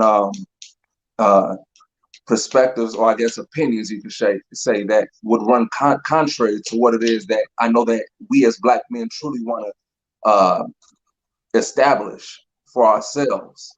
We speak about soup Sundays. I had a young brother tell me a couple years ago, "I mean, the only reason why you getting promoted is because you wear a shirt and tie. You know that, right?" And I understood where he came from because he couldn't see the forest for the trees. And I understand that this was a conversation that happened last week, but about what image can do in conjunction with your actions. But when you ask the question of what it is that we're willing to sacrifice, what I'm willing to sacrifice for the liberation of our people and for power, for Black people, is happiness, time, and ultimately our lives. Because happiness is fleeting, and time, once it's gone past, every second you can't get it back. So why not sacrifice those things? When I say sacrifice, not throw it away, but contribute those things in a way that's going to be beneficial down the road, not only for ourselves presently in the moment, but for our children and for our legacies and for our descendants. And that's why I'm my point. Thank you. Hey, thank you for wearing the suit, my brother. You looking spiffy.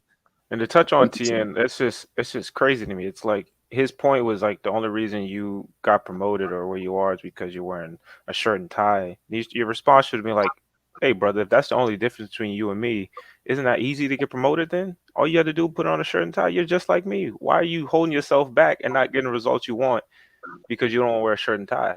If it's so easy, wear a shirt and tie and you'll get promoted and you'll be just like me. You'll get the outcomes you want. But we try to fight so much on, these standards that we're willing to not get the outcomes we want, and we're just stuck at the bottom. So I don't know. That's just so foolish and ignorant to me. But no, Sweat. kudos to you, brother. So that was a jealous man statement that guy made to him. That's what that really was. Yeah, I know. I like to acknowledge it though.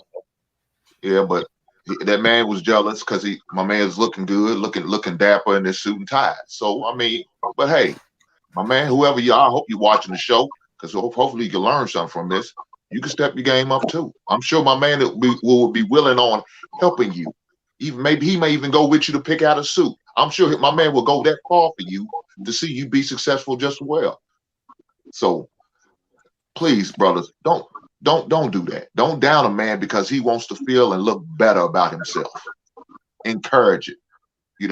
Give him some praise, give him some credit. Compliment the man. Don't bring him down. Hey, Mr. Lee, I want to apologize because I'm in my Pookie work. But I promise you, next Sunday, this won't be the case. I'm gonna make some corrections, and I'm gonna go for murder. Thank you. Tian, if I may add one thing to what Sway said and what Hink had said, it's beyond jealousy. You know what it is? Responsibility. He really is not in a position where he could take on the responsibility of a position of authority. And because he was not willing to put himself in that place to do that, he basically tried to make you feel guilty for doing it. And that's one of the things in terms of what I talk about in terms of that mindset.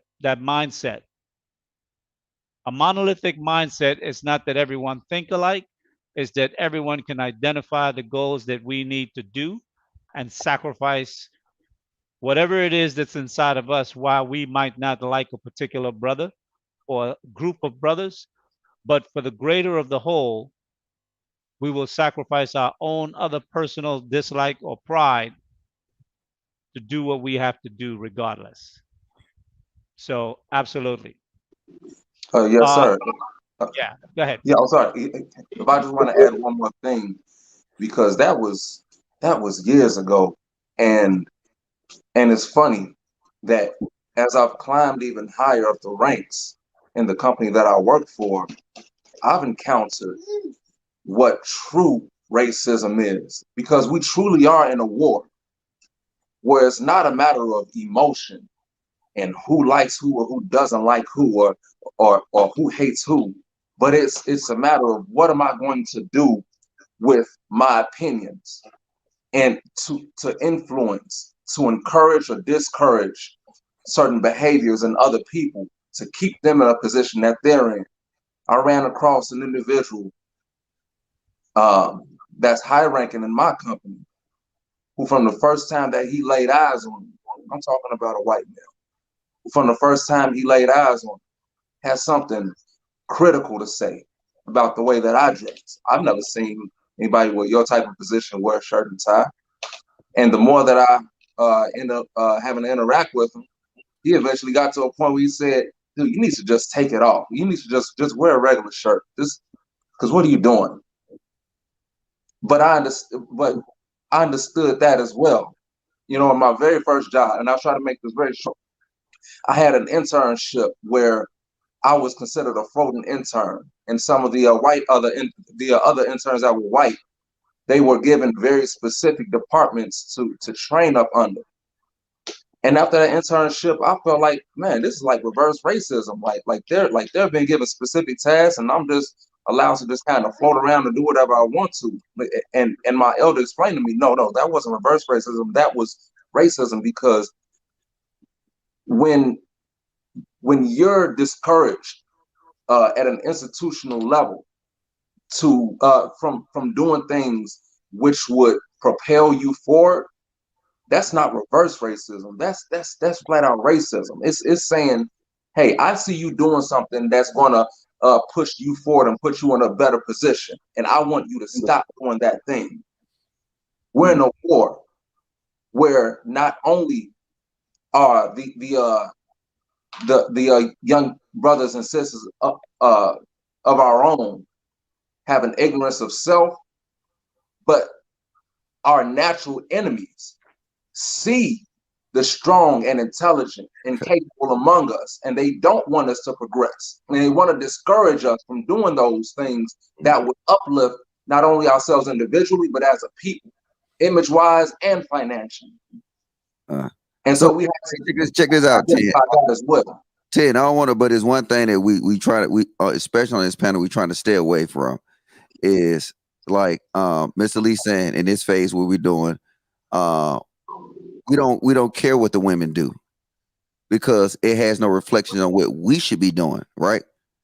And in that same sense, we don't care what other races do because it does not have no direct impact on what we trying to do. That makes sense? Yes, sir. I understand what you're saying as far as that goes. I'm just saying as far as identifying that there are influential voices in our social and professional circles that run contrary to what we're trying to do. And if we don't identify those influences where they're active and have a potential to steer us away from our right path, then we're up against an opposition that we don't even recognize is actually there. That's all. Hold on 1 minute. Have you listened to the last 3 Sage Talks?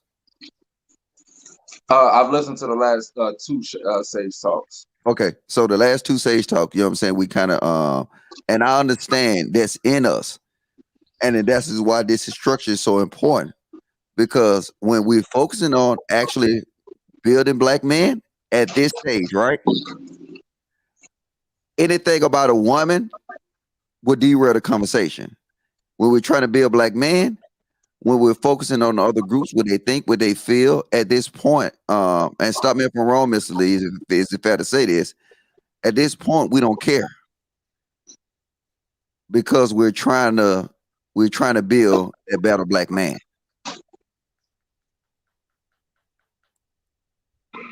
I would like that one if I can. I will add this. It's not that we are not aware. We're aware that there is systemic racism in all facets of America, whether it's business, politics, and the general society, media, banking, housing. You name the department, it exists there. So it's not like we are not aware that it exists. We know it exists. The point is we're looking to build a mindset in the black men that will be in this program, understanding that those opposition exists, but not allowing it to deter you in your forthrightness and going forward, regardless of its existence. Yes, sir. Okay, so that's where we're coming from. Yes, sir. EBI Worldwide, you had something you wanted to add? Razik, Mr. Lee. Rajik, okay, Rajik. Sorry about that. Go ahead. I'm not. It's all right, bro. I just you wanted to add, right? Whatever is the intent of the Zoom call, if I have time, I will join. However, I think I wanted to bring some up, and if anybody can push back, it's fine. I've been on Anton's, live before. I've canned up Lapeef as well. And I've been very vocal and open about being locked up being locked up and having served 10 years in the state. At the end of this year, it would be 6 years free. I have been successfully driving trucks and trying to establish my own business, LLC. You know what I'm saying? And just reading a lot of books, and just being observant. You know, a lot of times I call myself a master's student. You know, I'm not a master.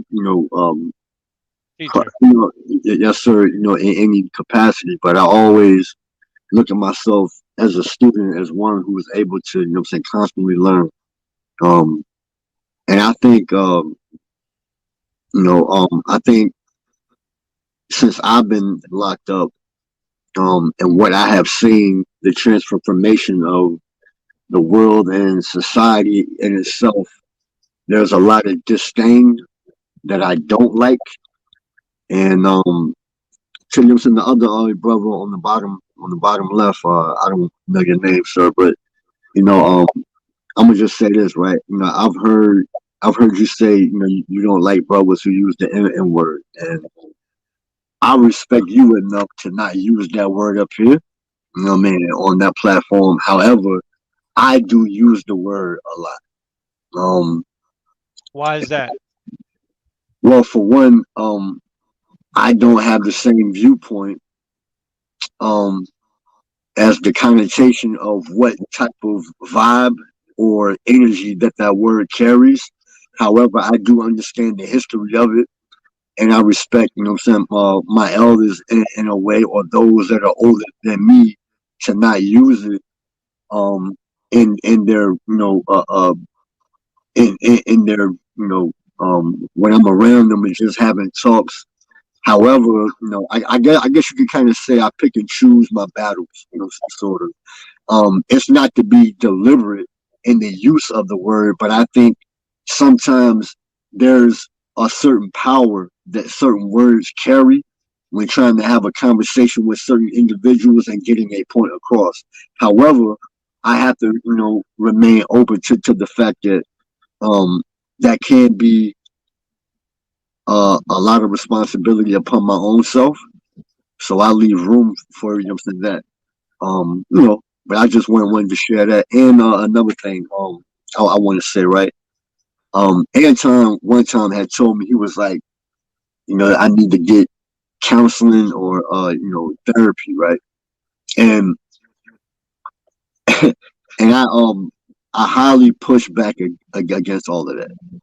I think therapy and counseling is for women. I've never been one to sit and talk to a person who has no experience in what I've dealt with, how I was raised, and the things that I saw, and what I come to, look at life, right? And I think therapy is a money grab for a man. I deal with like more hands on, in your face, verbals. You know, what I mean, and I think this internet is still taking a toll on me, like as far as like having to adjust in a lot of ways. So, Hey Razik, if you're One second, Sway. okay, Let me speak up first. Razik, what I would say, first of all, if you were working on a job and you were the only black person in that particular department, and your white bosses, Asian bosses, and other nation of bosses, if they would refer to you as that N word, would you be comfortable with that? uh, honestly, I would have to say no. I wouldn't. Okay. So my point is that the meaning of the word is the meaning of the word. And we have to get out of this mindset that we can change words' meaning to suit something that we might think we enjoy or doesn't offend us when it's only in this particular circle, but in all other circles where life exists, it does offend us. And when you use it amongst us, one another, even if it's to use as an adjective to be able to emphasize what you're going to say, followed by that word, or that word followed by what you have said, if you believe it's going to have a better impact, that's probably not going to be the best delivery because the person will in some way be offended. And if a person is offended by what you say, it's going to negate any positive things that may follow it, even if it has credibility with regard to what you was explaining. With regard to counseling, counseling is not just for women. I understand why men may see counseling as a money grab. And then sometimes it can be. But I think finding the right counselor to be able to open up with and express some of your life experiences, particularly traumatic ones, they may not have your experience, but they may be able to help you comprehend in a different way how to cope better with that particular experience. You indicated that you prefer a more upfront, in your face type of verbiage communication. I think when I heard that, and correct me if I'm wrong, when I heard that as being confrontational. And sometimes, as men, and particularly Black men, we tend to use the psychology of physical power to dominate those who, whether or not they can be of benefit in our lives or if they can't. But for whatever reason, they may step on our toes or may want to hold us accountable for being better. We tend to push back, and the pushback usually come from some sort of, it begins with a verbal, but it soon escalate to something else. And one of the things that I want to challenge all the Black men that listen to Sage Talk, that tune in, that we have to find a way to de-escalate violence one towards another. And that's in you, the individual. You know, one of the things, if you've ever trained in a martial art, and I don't care what martial art you're trained in, by the time you get to a brown belt, one of the things that your sensei will make sure before he puts you to the test of a black belt, he will make sure that self-restraint is prominent in you as a physical weapon. Just like how men who carry guns can, on a very easy, slight confrontation, someone step on your toe, someone bumped you, was not observant, did not turn around to give you the gesture of I'm sorry or something like that, you escalate it immediately to what? Are you going to disrespect me like that? And then it goes to full-on violence. I think we have to find a way within us as the individual to be able to take it to the step whereby we say, you know what? If this was yesterday, you would not have walked past me another step. But today is a new day. And I'm trying to find a way to not see evil in the eyes of my brothers. Because every time we take out another black man life, we take out a potential leader. And if he's not a leader, he could be the father, he could be the father of a leader that he may born someday. And I think violence amongst black men, and I hear that there's more white violence on white violence. I don't give a hoot about violence on white violence, right? You know, at any point. I'm concerned about my people. And we as black men, we wear a highly sensitive antenna on our shoulders that easily get triggered for violence. And the violence trigger seems to only work one way. It works towards one of us. it always never work when it deals with another nation of people. We always try to find a way to throttle it back, which means it's a conscious behavior. Go ahead, Razik, if you wanted to Yeah, respond. uh, I don't like by me saying that it's not no connotation of me being violent. I would assume that you're a lot older than me. Um, I think you can remember back in the 80s and maybe like the early like 90s. Men just talk to each other. You know what I'm saying? Like it wasn't like, yo, I'm going to beat you up a type of talk, but it was more of like a line of just being corrected when you were, you know what I'm saying, wrong. It didn't necessarily have to come to fist, because as men, we always understand that there's always a line of violence between us. There's an invisible line of violence at any time, which is why we have such of a discord between us when, you know what I'm saying, having something that we may not agreement, you know what I'm saying, or agree with. Okay, hold on. We're freak. I got to do this. We're freak. Hey, look, have you listened to the last 3 shows on Sage Talk? Not all 3. No, sir. Okay. All right. So that's what I'm saying, right? The topic today, and I can put it. I look, we good now. I can put it on the screen. I wasn't prepared earlier, but I'm prepared now, right? Look it up. So the topic of the day, and then we're going through and we've been in framework. So a lot of the stuff that you're saying, right? We already brainstormed this, right?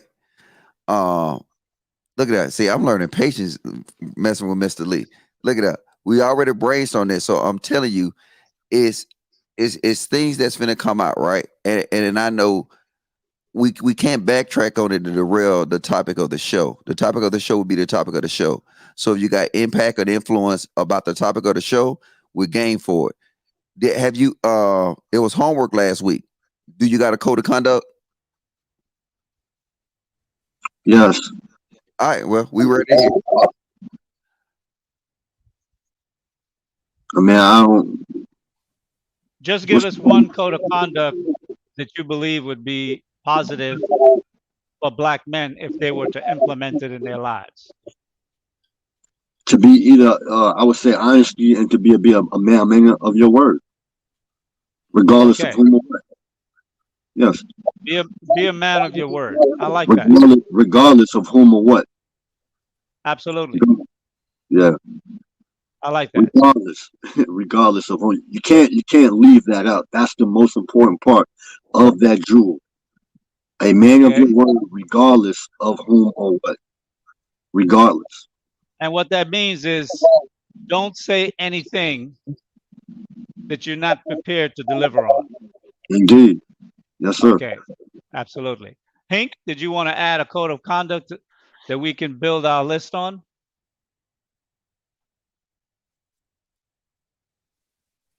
And we're asking everyone, if there's someone in the audience that wants to drop it in the chat, JR could flash it up if you're not willing to come up on the panel. And give us what is your code of conduct that you would like to see Black men adhere to. Hank, I apologize. Go ahead. Oh, you good? Well, my code of conduct, man, is ask a Black man, how's he doing? And don't be shallow about asking him or the answer, and just saying, I'm good. I want you to go into deeper details. Inquire when you encounter another Black man, you greet him. Yes, sir. Greet one another. I like that. Absolutely. Sway? Me? Shoot, I established 2 of them drinks last week, no? Yeah, last week. Yeah, you sure did. You sure did. Yeah, that's right. Tien? Tien? Tien. Am I pronouncing you got anything, brother? Yes, sir. Well, give us one code of conduct that you would like to see Black men adhere to. Yes, sir. The Most Honorable Elijah Muhammad taught that when we have an issue with a brother, that we always talk that issue out publicly behind closed doors, one to another. That if I have a problem with something that you said, or I take issue with something that you did, I don't go and I don't tell John, Rick, Susie, and Mike. I go directly to you, first and foremost, to explain my grievance. And if necessary, if I have to seek counsel, I do that with someone that I can trust that will advise me on how to handle the conversation between you and I. But ultimately, I don't let anyone know what my problem is with you without and before letting you know. And if the issue cannot be resolved amicably and it persists, then we have to go forth in a different direction. But first and foremost, we do not go and air our grievances one to another with anyone else. We handle it in private, behind closed doors, face to face. Well, I like that. I like the idea of that. But I think in the reality, it's going to be very difficult for that to be practiced, because when you have two individuals that are heated, or if one individual offended the other, it's going to be difficult for the other person to pull him to the side in a private space and have that conversation. Yeah, and I think Because if let me 1 second, Logic. Sorry. Because if the person does not accept or willing to accept, the person then trying to either apologize or ask for forgiveness, or however the terminology that they may want to use, may then get offended that you're not even willing to hear him out. So what I would say is if you offend a brother, before you would take it public, take a friend with you and have a talk with that brother. So at least there's 3 people in the room, wherever it might be. And take a friend that can be as neutral as possible, as opposed to taking your homeboy that's ready to, to jump off with the gat. That he's not going to help the conversation at all. But more than likely, if we craft something similar to what you said, it's probably going to be something whereby if it's a man from this show, and the full name is going to come out next week when we launch the program,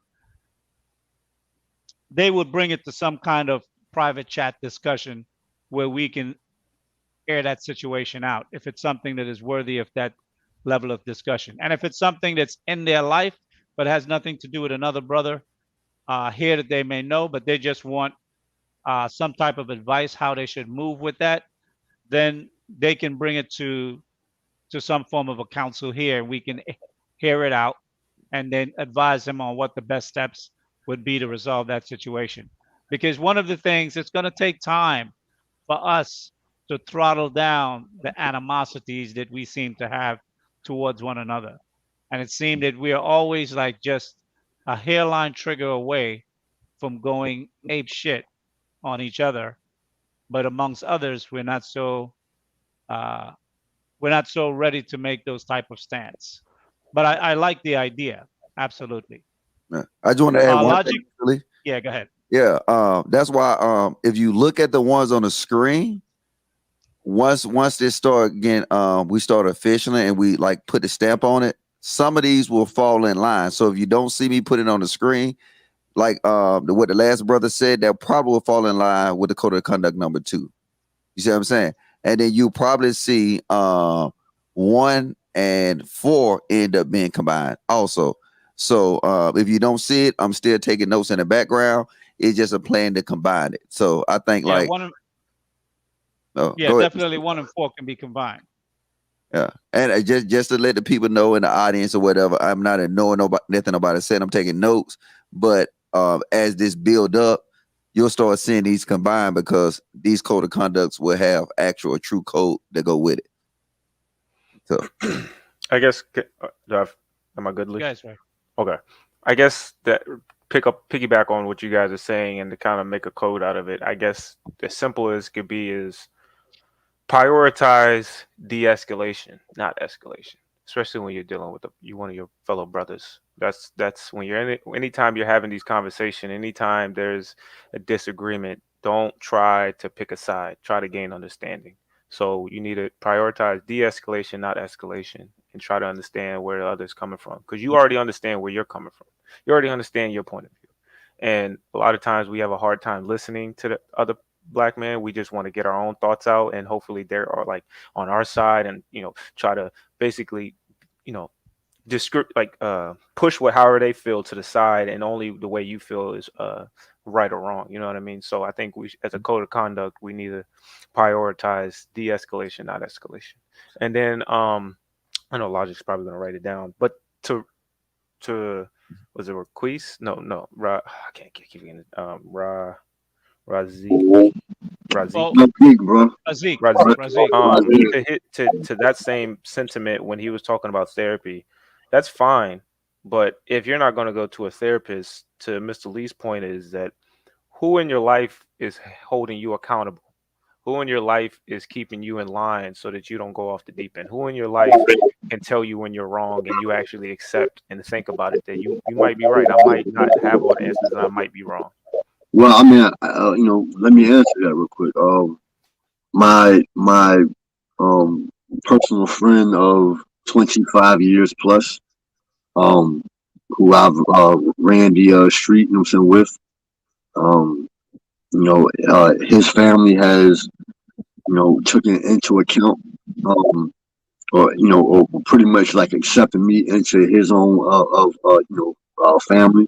My own, family, I can't use to any benefit. And maybe out of maybe like 2 or 3, I can. So my family is very destructive in many ways, which is why,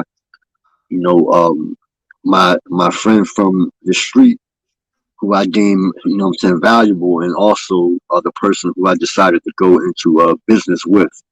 I trust that man with my life, and we have been in life and death situations as teenagers and, young men, but I've always had his back. He's always had mine. We never ratted on each other in any form of fashion. Never snaked each other in any form of fashion. So to answer your question, my enlighteners that have brought me to the knowledge of self through the 5% Nation of Islam, it's only 2. I would say I probably have maybe a circle of like maybe about 6, type that I can, call, and all of these gentlemen are older than, me. So I hope that I answered what you was asking. But yeah, I don't subscribe myself to no therapy, counseling, no, none at all. That's fine. Like I said, that's cool. I've come to the realization that I don't necessarily always feel that I need therapy, but that's just from me reflecting on my life and be willing to say out loud what I'm doing wrong and acknowledge that, certain things. So I'll call my dad or I'll talk to myself, I'll have to say it out loud and acknowledge when I'm wrong and when I don't have all the answers. Because a lot of times we can get wrapped up in our own ego that, we don't necessarily always feel that we're wrong because there's always something that led to you feeling that way. Like a lot of times we will say, oh, I have trauma from this, so I do this because of this trauma, and that's the reason I do it, and we still do it. Like we use past trauma as an excuse for the actions that we have of today. And a lot of times I acknowledge those traumas so that I don't keep making the same mistakes over and over again. You know what I mean? A lot of times we have a hard time acknowledging our traumas and then moving forward with it, not using it as an excuse to act the way we act. So I'm not saying that's what you do, but to the broader audience, like, if you're not going to go to a therapist, you have to acknowledge your traumas and you have to move past those traumas, not keep letting those traumas dictate your actions. So let me ask you something. Like when you say acknowledge your trauma, can you be like more specific? Because I don't. And the reason why I ask that is because I'll give you an example for myself. Right. So I had a conversation with my girl not too long ago, and this is me after I guess I cooked. I did, helping her out with whatever she had to help out with that day. And as she was going home, I don't know if we were disagreeing or I said something or what, but she called me like mean or rude or something. And for some reason in my brain, like I just got so mad. I just got so upset. I was like, it was a trigger in my brain. I'm like, I I feel so offended by you saying that after me doing all these things. Like, regardless of what I said, you're supposed to know me. You're supposed to know where I'm coming from. You're supposed to know that I have good intentions for you. You're supposed to know that, like, what I'm saying isn't to hurt you. What I'm saying, like, it can be an uncomfortable truth, but at the end of the day, I want to see the best outcomes. And I took a step back to realize where that came from. Why did I get so mad at her calling me mean or rude? You know what I mean? Why did I get so frustrated that I just honestly I didn't want to see her no more? I was like, that was like a big stepping stone in my relationship that I had to, think about that if, little stuff like this is going to trigger me, where is this coming from? And I've come to the realization that growing up, my mom, she used to call me an asshole for basically being honest or being truthful or being, straight up instead of calling her feelings. You can't really go against mama in the black community. And I wasn't, I felt that that was dumb, especially if you're wrong. I think we can't keep allowing the same mistakes to happen. So I would be called an asshole and stuff like this. And I feel like the women in my life who's supposed to know me are supposed to know that I just want the best outcomes for you. You shouldn't necessarily worry about how I'm saying it. I'm telling you the truth. And so I had to acknowledge that. And I even talked to my girl about it. I was like, yeah, I mean, this is why I blew up. This is why I got so mad. Like, and I had to talk to her so she knew where I was coming from. So that I didn't feel resentment towards her. I can get it off my chest. I can move on. She can know where I'm coming from. And she doesn't necessarily make the same mistakes over and over again. Or she doesn't think I'm just this angry black man for no reason. You know what I mean? So, like, little stuff like that, I had to acknowledge where that came from and why I was reacting that way. And I even had a conversation with my mom later on. I was like, yeah, that affected me. You calling me an asshole all these years for just being truthful. You know what I mean? For just keeping it a buck with you. Like, I never understood that. You're supposed to know me more than anyone. You're my mom. So little stuff like that, you know what I mean? We have to really dig deep and self-reflect of why we move the way we move in certain situations. Why do we react certain ways in situations?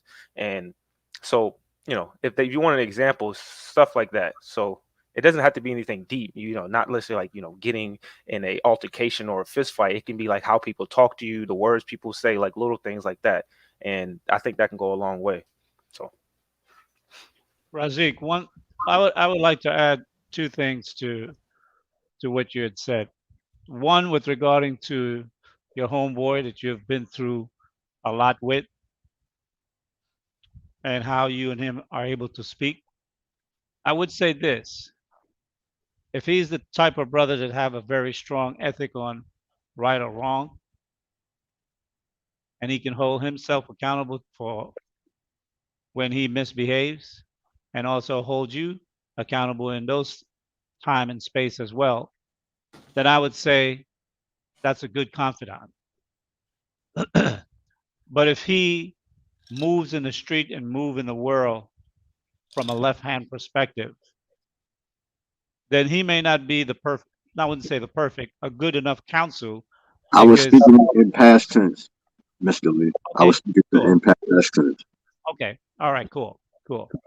And with regard to what Sway was speaking about, with regard to trauma, there are different things that, may not necessarily be traumatic, but things that follow us through our childhood into adulthood, and that we may not always understand the whys.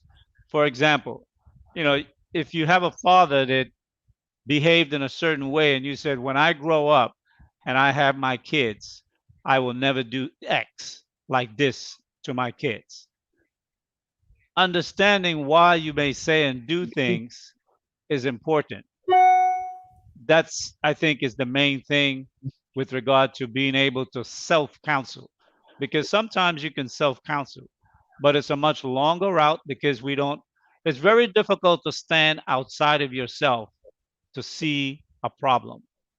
But one of the ways in which you can do that is if when you take courses and classes of self-development, because somewhere in those courses, there's a training model to help you introspect. And when you introspect, depending on the assignment, it allows you to review a certain part of your being. And being able to look at that clearly based on whatever the self-development is being able to communicate and teach you, it will allow you to be able to examine yourself and see, I'm weak here, I'm strong here. What do I need to modify where I'm weak at? So for those who don't like to necessarily can sit at a counselor or a psych on their couch and have that conversation, there are ways in which you can take self-development courses to improve yourself, to better your thinking, and also to help you cope better with emotional triggers that one may have within them, whether they're aware of it or not. Some people know they have a trigger, but have no self-control over the trigger. So those I have things. one more thing to say. I'm gonna go ahead and exit after this because I have to do some studying. Sure. Why does everything result to a course? Like you have to take a course. Why not just have enough discernment to stop? You know what I'm saying? Stop. Like, can I answer that question? Well, if I could. Go ahead, bro. I'm asking that question. One second, Logic. One second.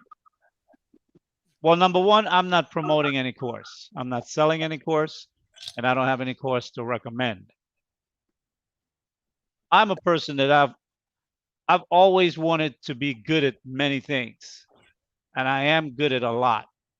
But that's because from I was very young, whatever I didn't know, I studied it. And I went to an expert that was more proficient in it than me. Because if you study something by yourself, when you have a question, you can't ask someone who is an expert that have lived it. It's important to understand the dynamics of what training is all about. The one thing that we as a people tend to neglect more than anything is training the mind. I see brothers that are built and chiseled to the max. They will spend 6 hours in the gym training and to build a perfect physique. But a lot of time we don't tend to want to train our mind in a very similar way.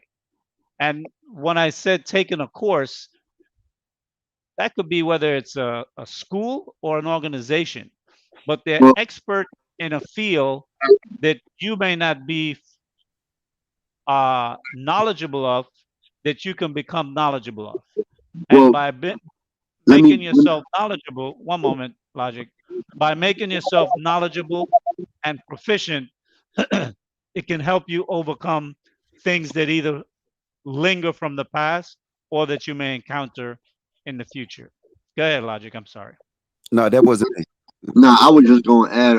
I was using that comment in reference to the counseling and and trying to get in the context of having somebody to talk to about said trauma. That's all. Right. Okay. All right. Cool. Tien, I think you had something to say. What Well, I'd I like think to do, Logic guys. did have to tap in That'll on be something. good. One Peace. second. Okay, very good. I'd like to end the stream in the next on the half hour. So 4:30, if it's your time. If you're on the East Coast, that would be 5:30. And I'd like us to have the Zoom call on the hour. So that'll be 4 o'clock my time, 5 o'clock Central Time, or 6 o'clock Eastern Time, or if you're on Pacific Time, then it would be 3 o'clock. So I'd like for us to, get a few minutes after the show to do what you got to do, and then we can come back and check your email, because I'll have a conversation with Logic, and then he'll send out the communication email to the individuals that I've selected to participate. Hey, Mr. Lee, if I could recommend one thing though, because I can see how women would take this stuff because they don't really understand the framework, and it's good. But I don't know if we can take like 20 minutes, open up the panel to women, and actually start talking about, you know what I'm saying, getting their feedback on 2, 3, and 4. Well, Or not? I'm not sure if I want to engage a conversation with the women with regard to the framework, because we have not delivered it to the men. This show is about men-centric and the development of men. Obviously, we welcome our female guests to participate. Their questions is always welcome, and I or anyone else that can respond to it will do so. But I really am focusing on developing the type of men to be able to make change in our society. And if they're here participating and listening and conversing, over time, they'll be able to see what's going on. And if they have a question from the chat, I'll be more than happy to address it. With regard to the program that we're rolling out, this is a men-centric program. It's not a female-centric program. And not that their opinion is not valuable. I just don't want to get into those discussions yet because it can take us off base. Salute. You heard it from Mr. Lee. It's not my channel, guys. I know a lot of you. Okay, let's start to close it down. I want to be finished on the half hour. We got about 6 minutes more. Tien, why don't you give us your last words? Then we'll have Ink and Sway, and then I'll speak with Logic. Oh, yes, sir. I actually wanted to respond to Brother Razi, but I believe that this may apply to others that may be on the panel and that may be in a viewing audience. He asked a question of why do I have to say courses? We were taught by the Most Honorable Elijah Muhammad that the black man is righteous by nature and wicked by circumstance. We are righteous by nature. We're intelligent and talented by nature, but it takes through diligent research and maturation that we grow and develop our intellectual abilities, our creative abilities, as well as our own emotional and psychological wherewithal, that we're able to get to a point of supreme understanding.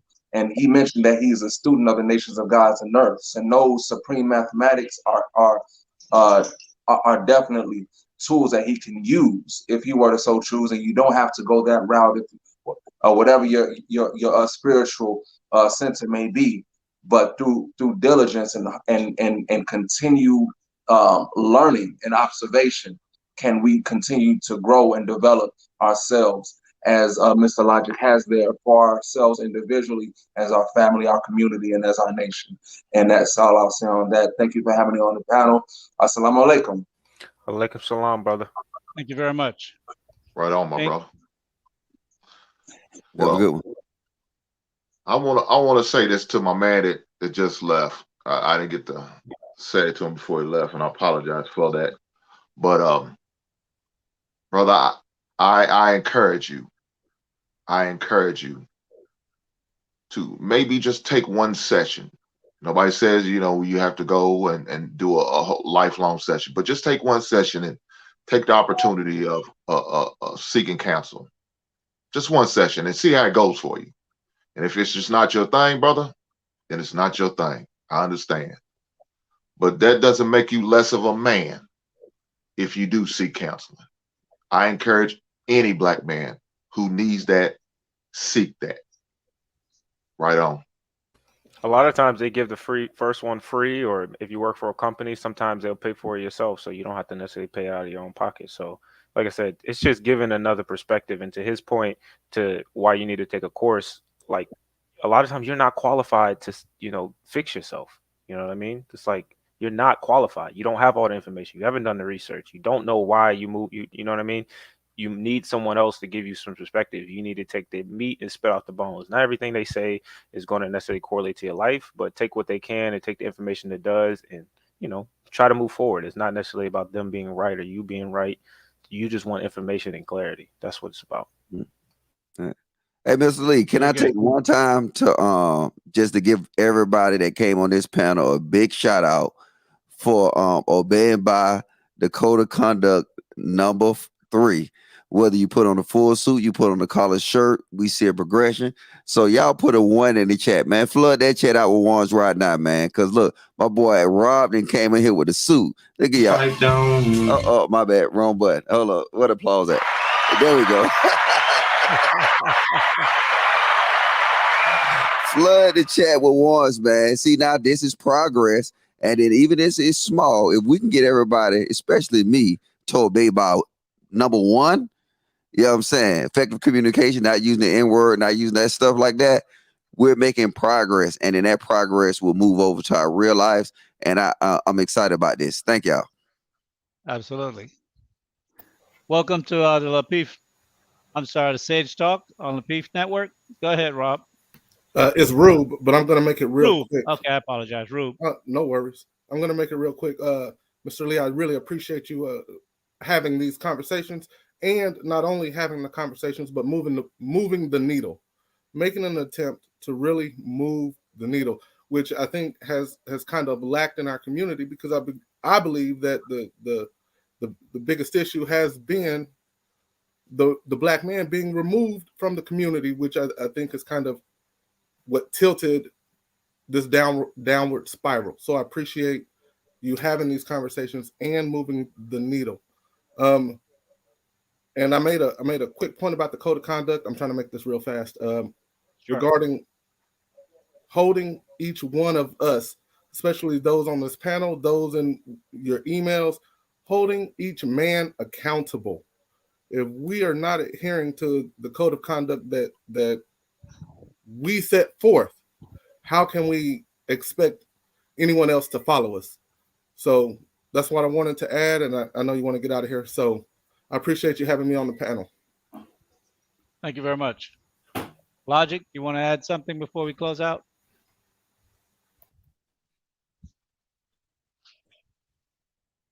Hello, are you muted?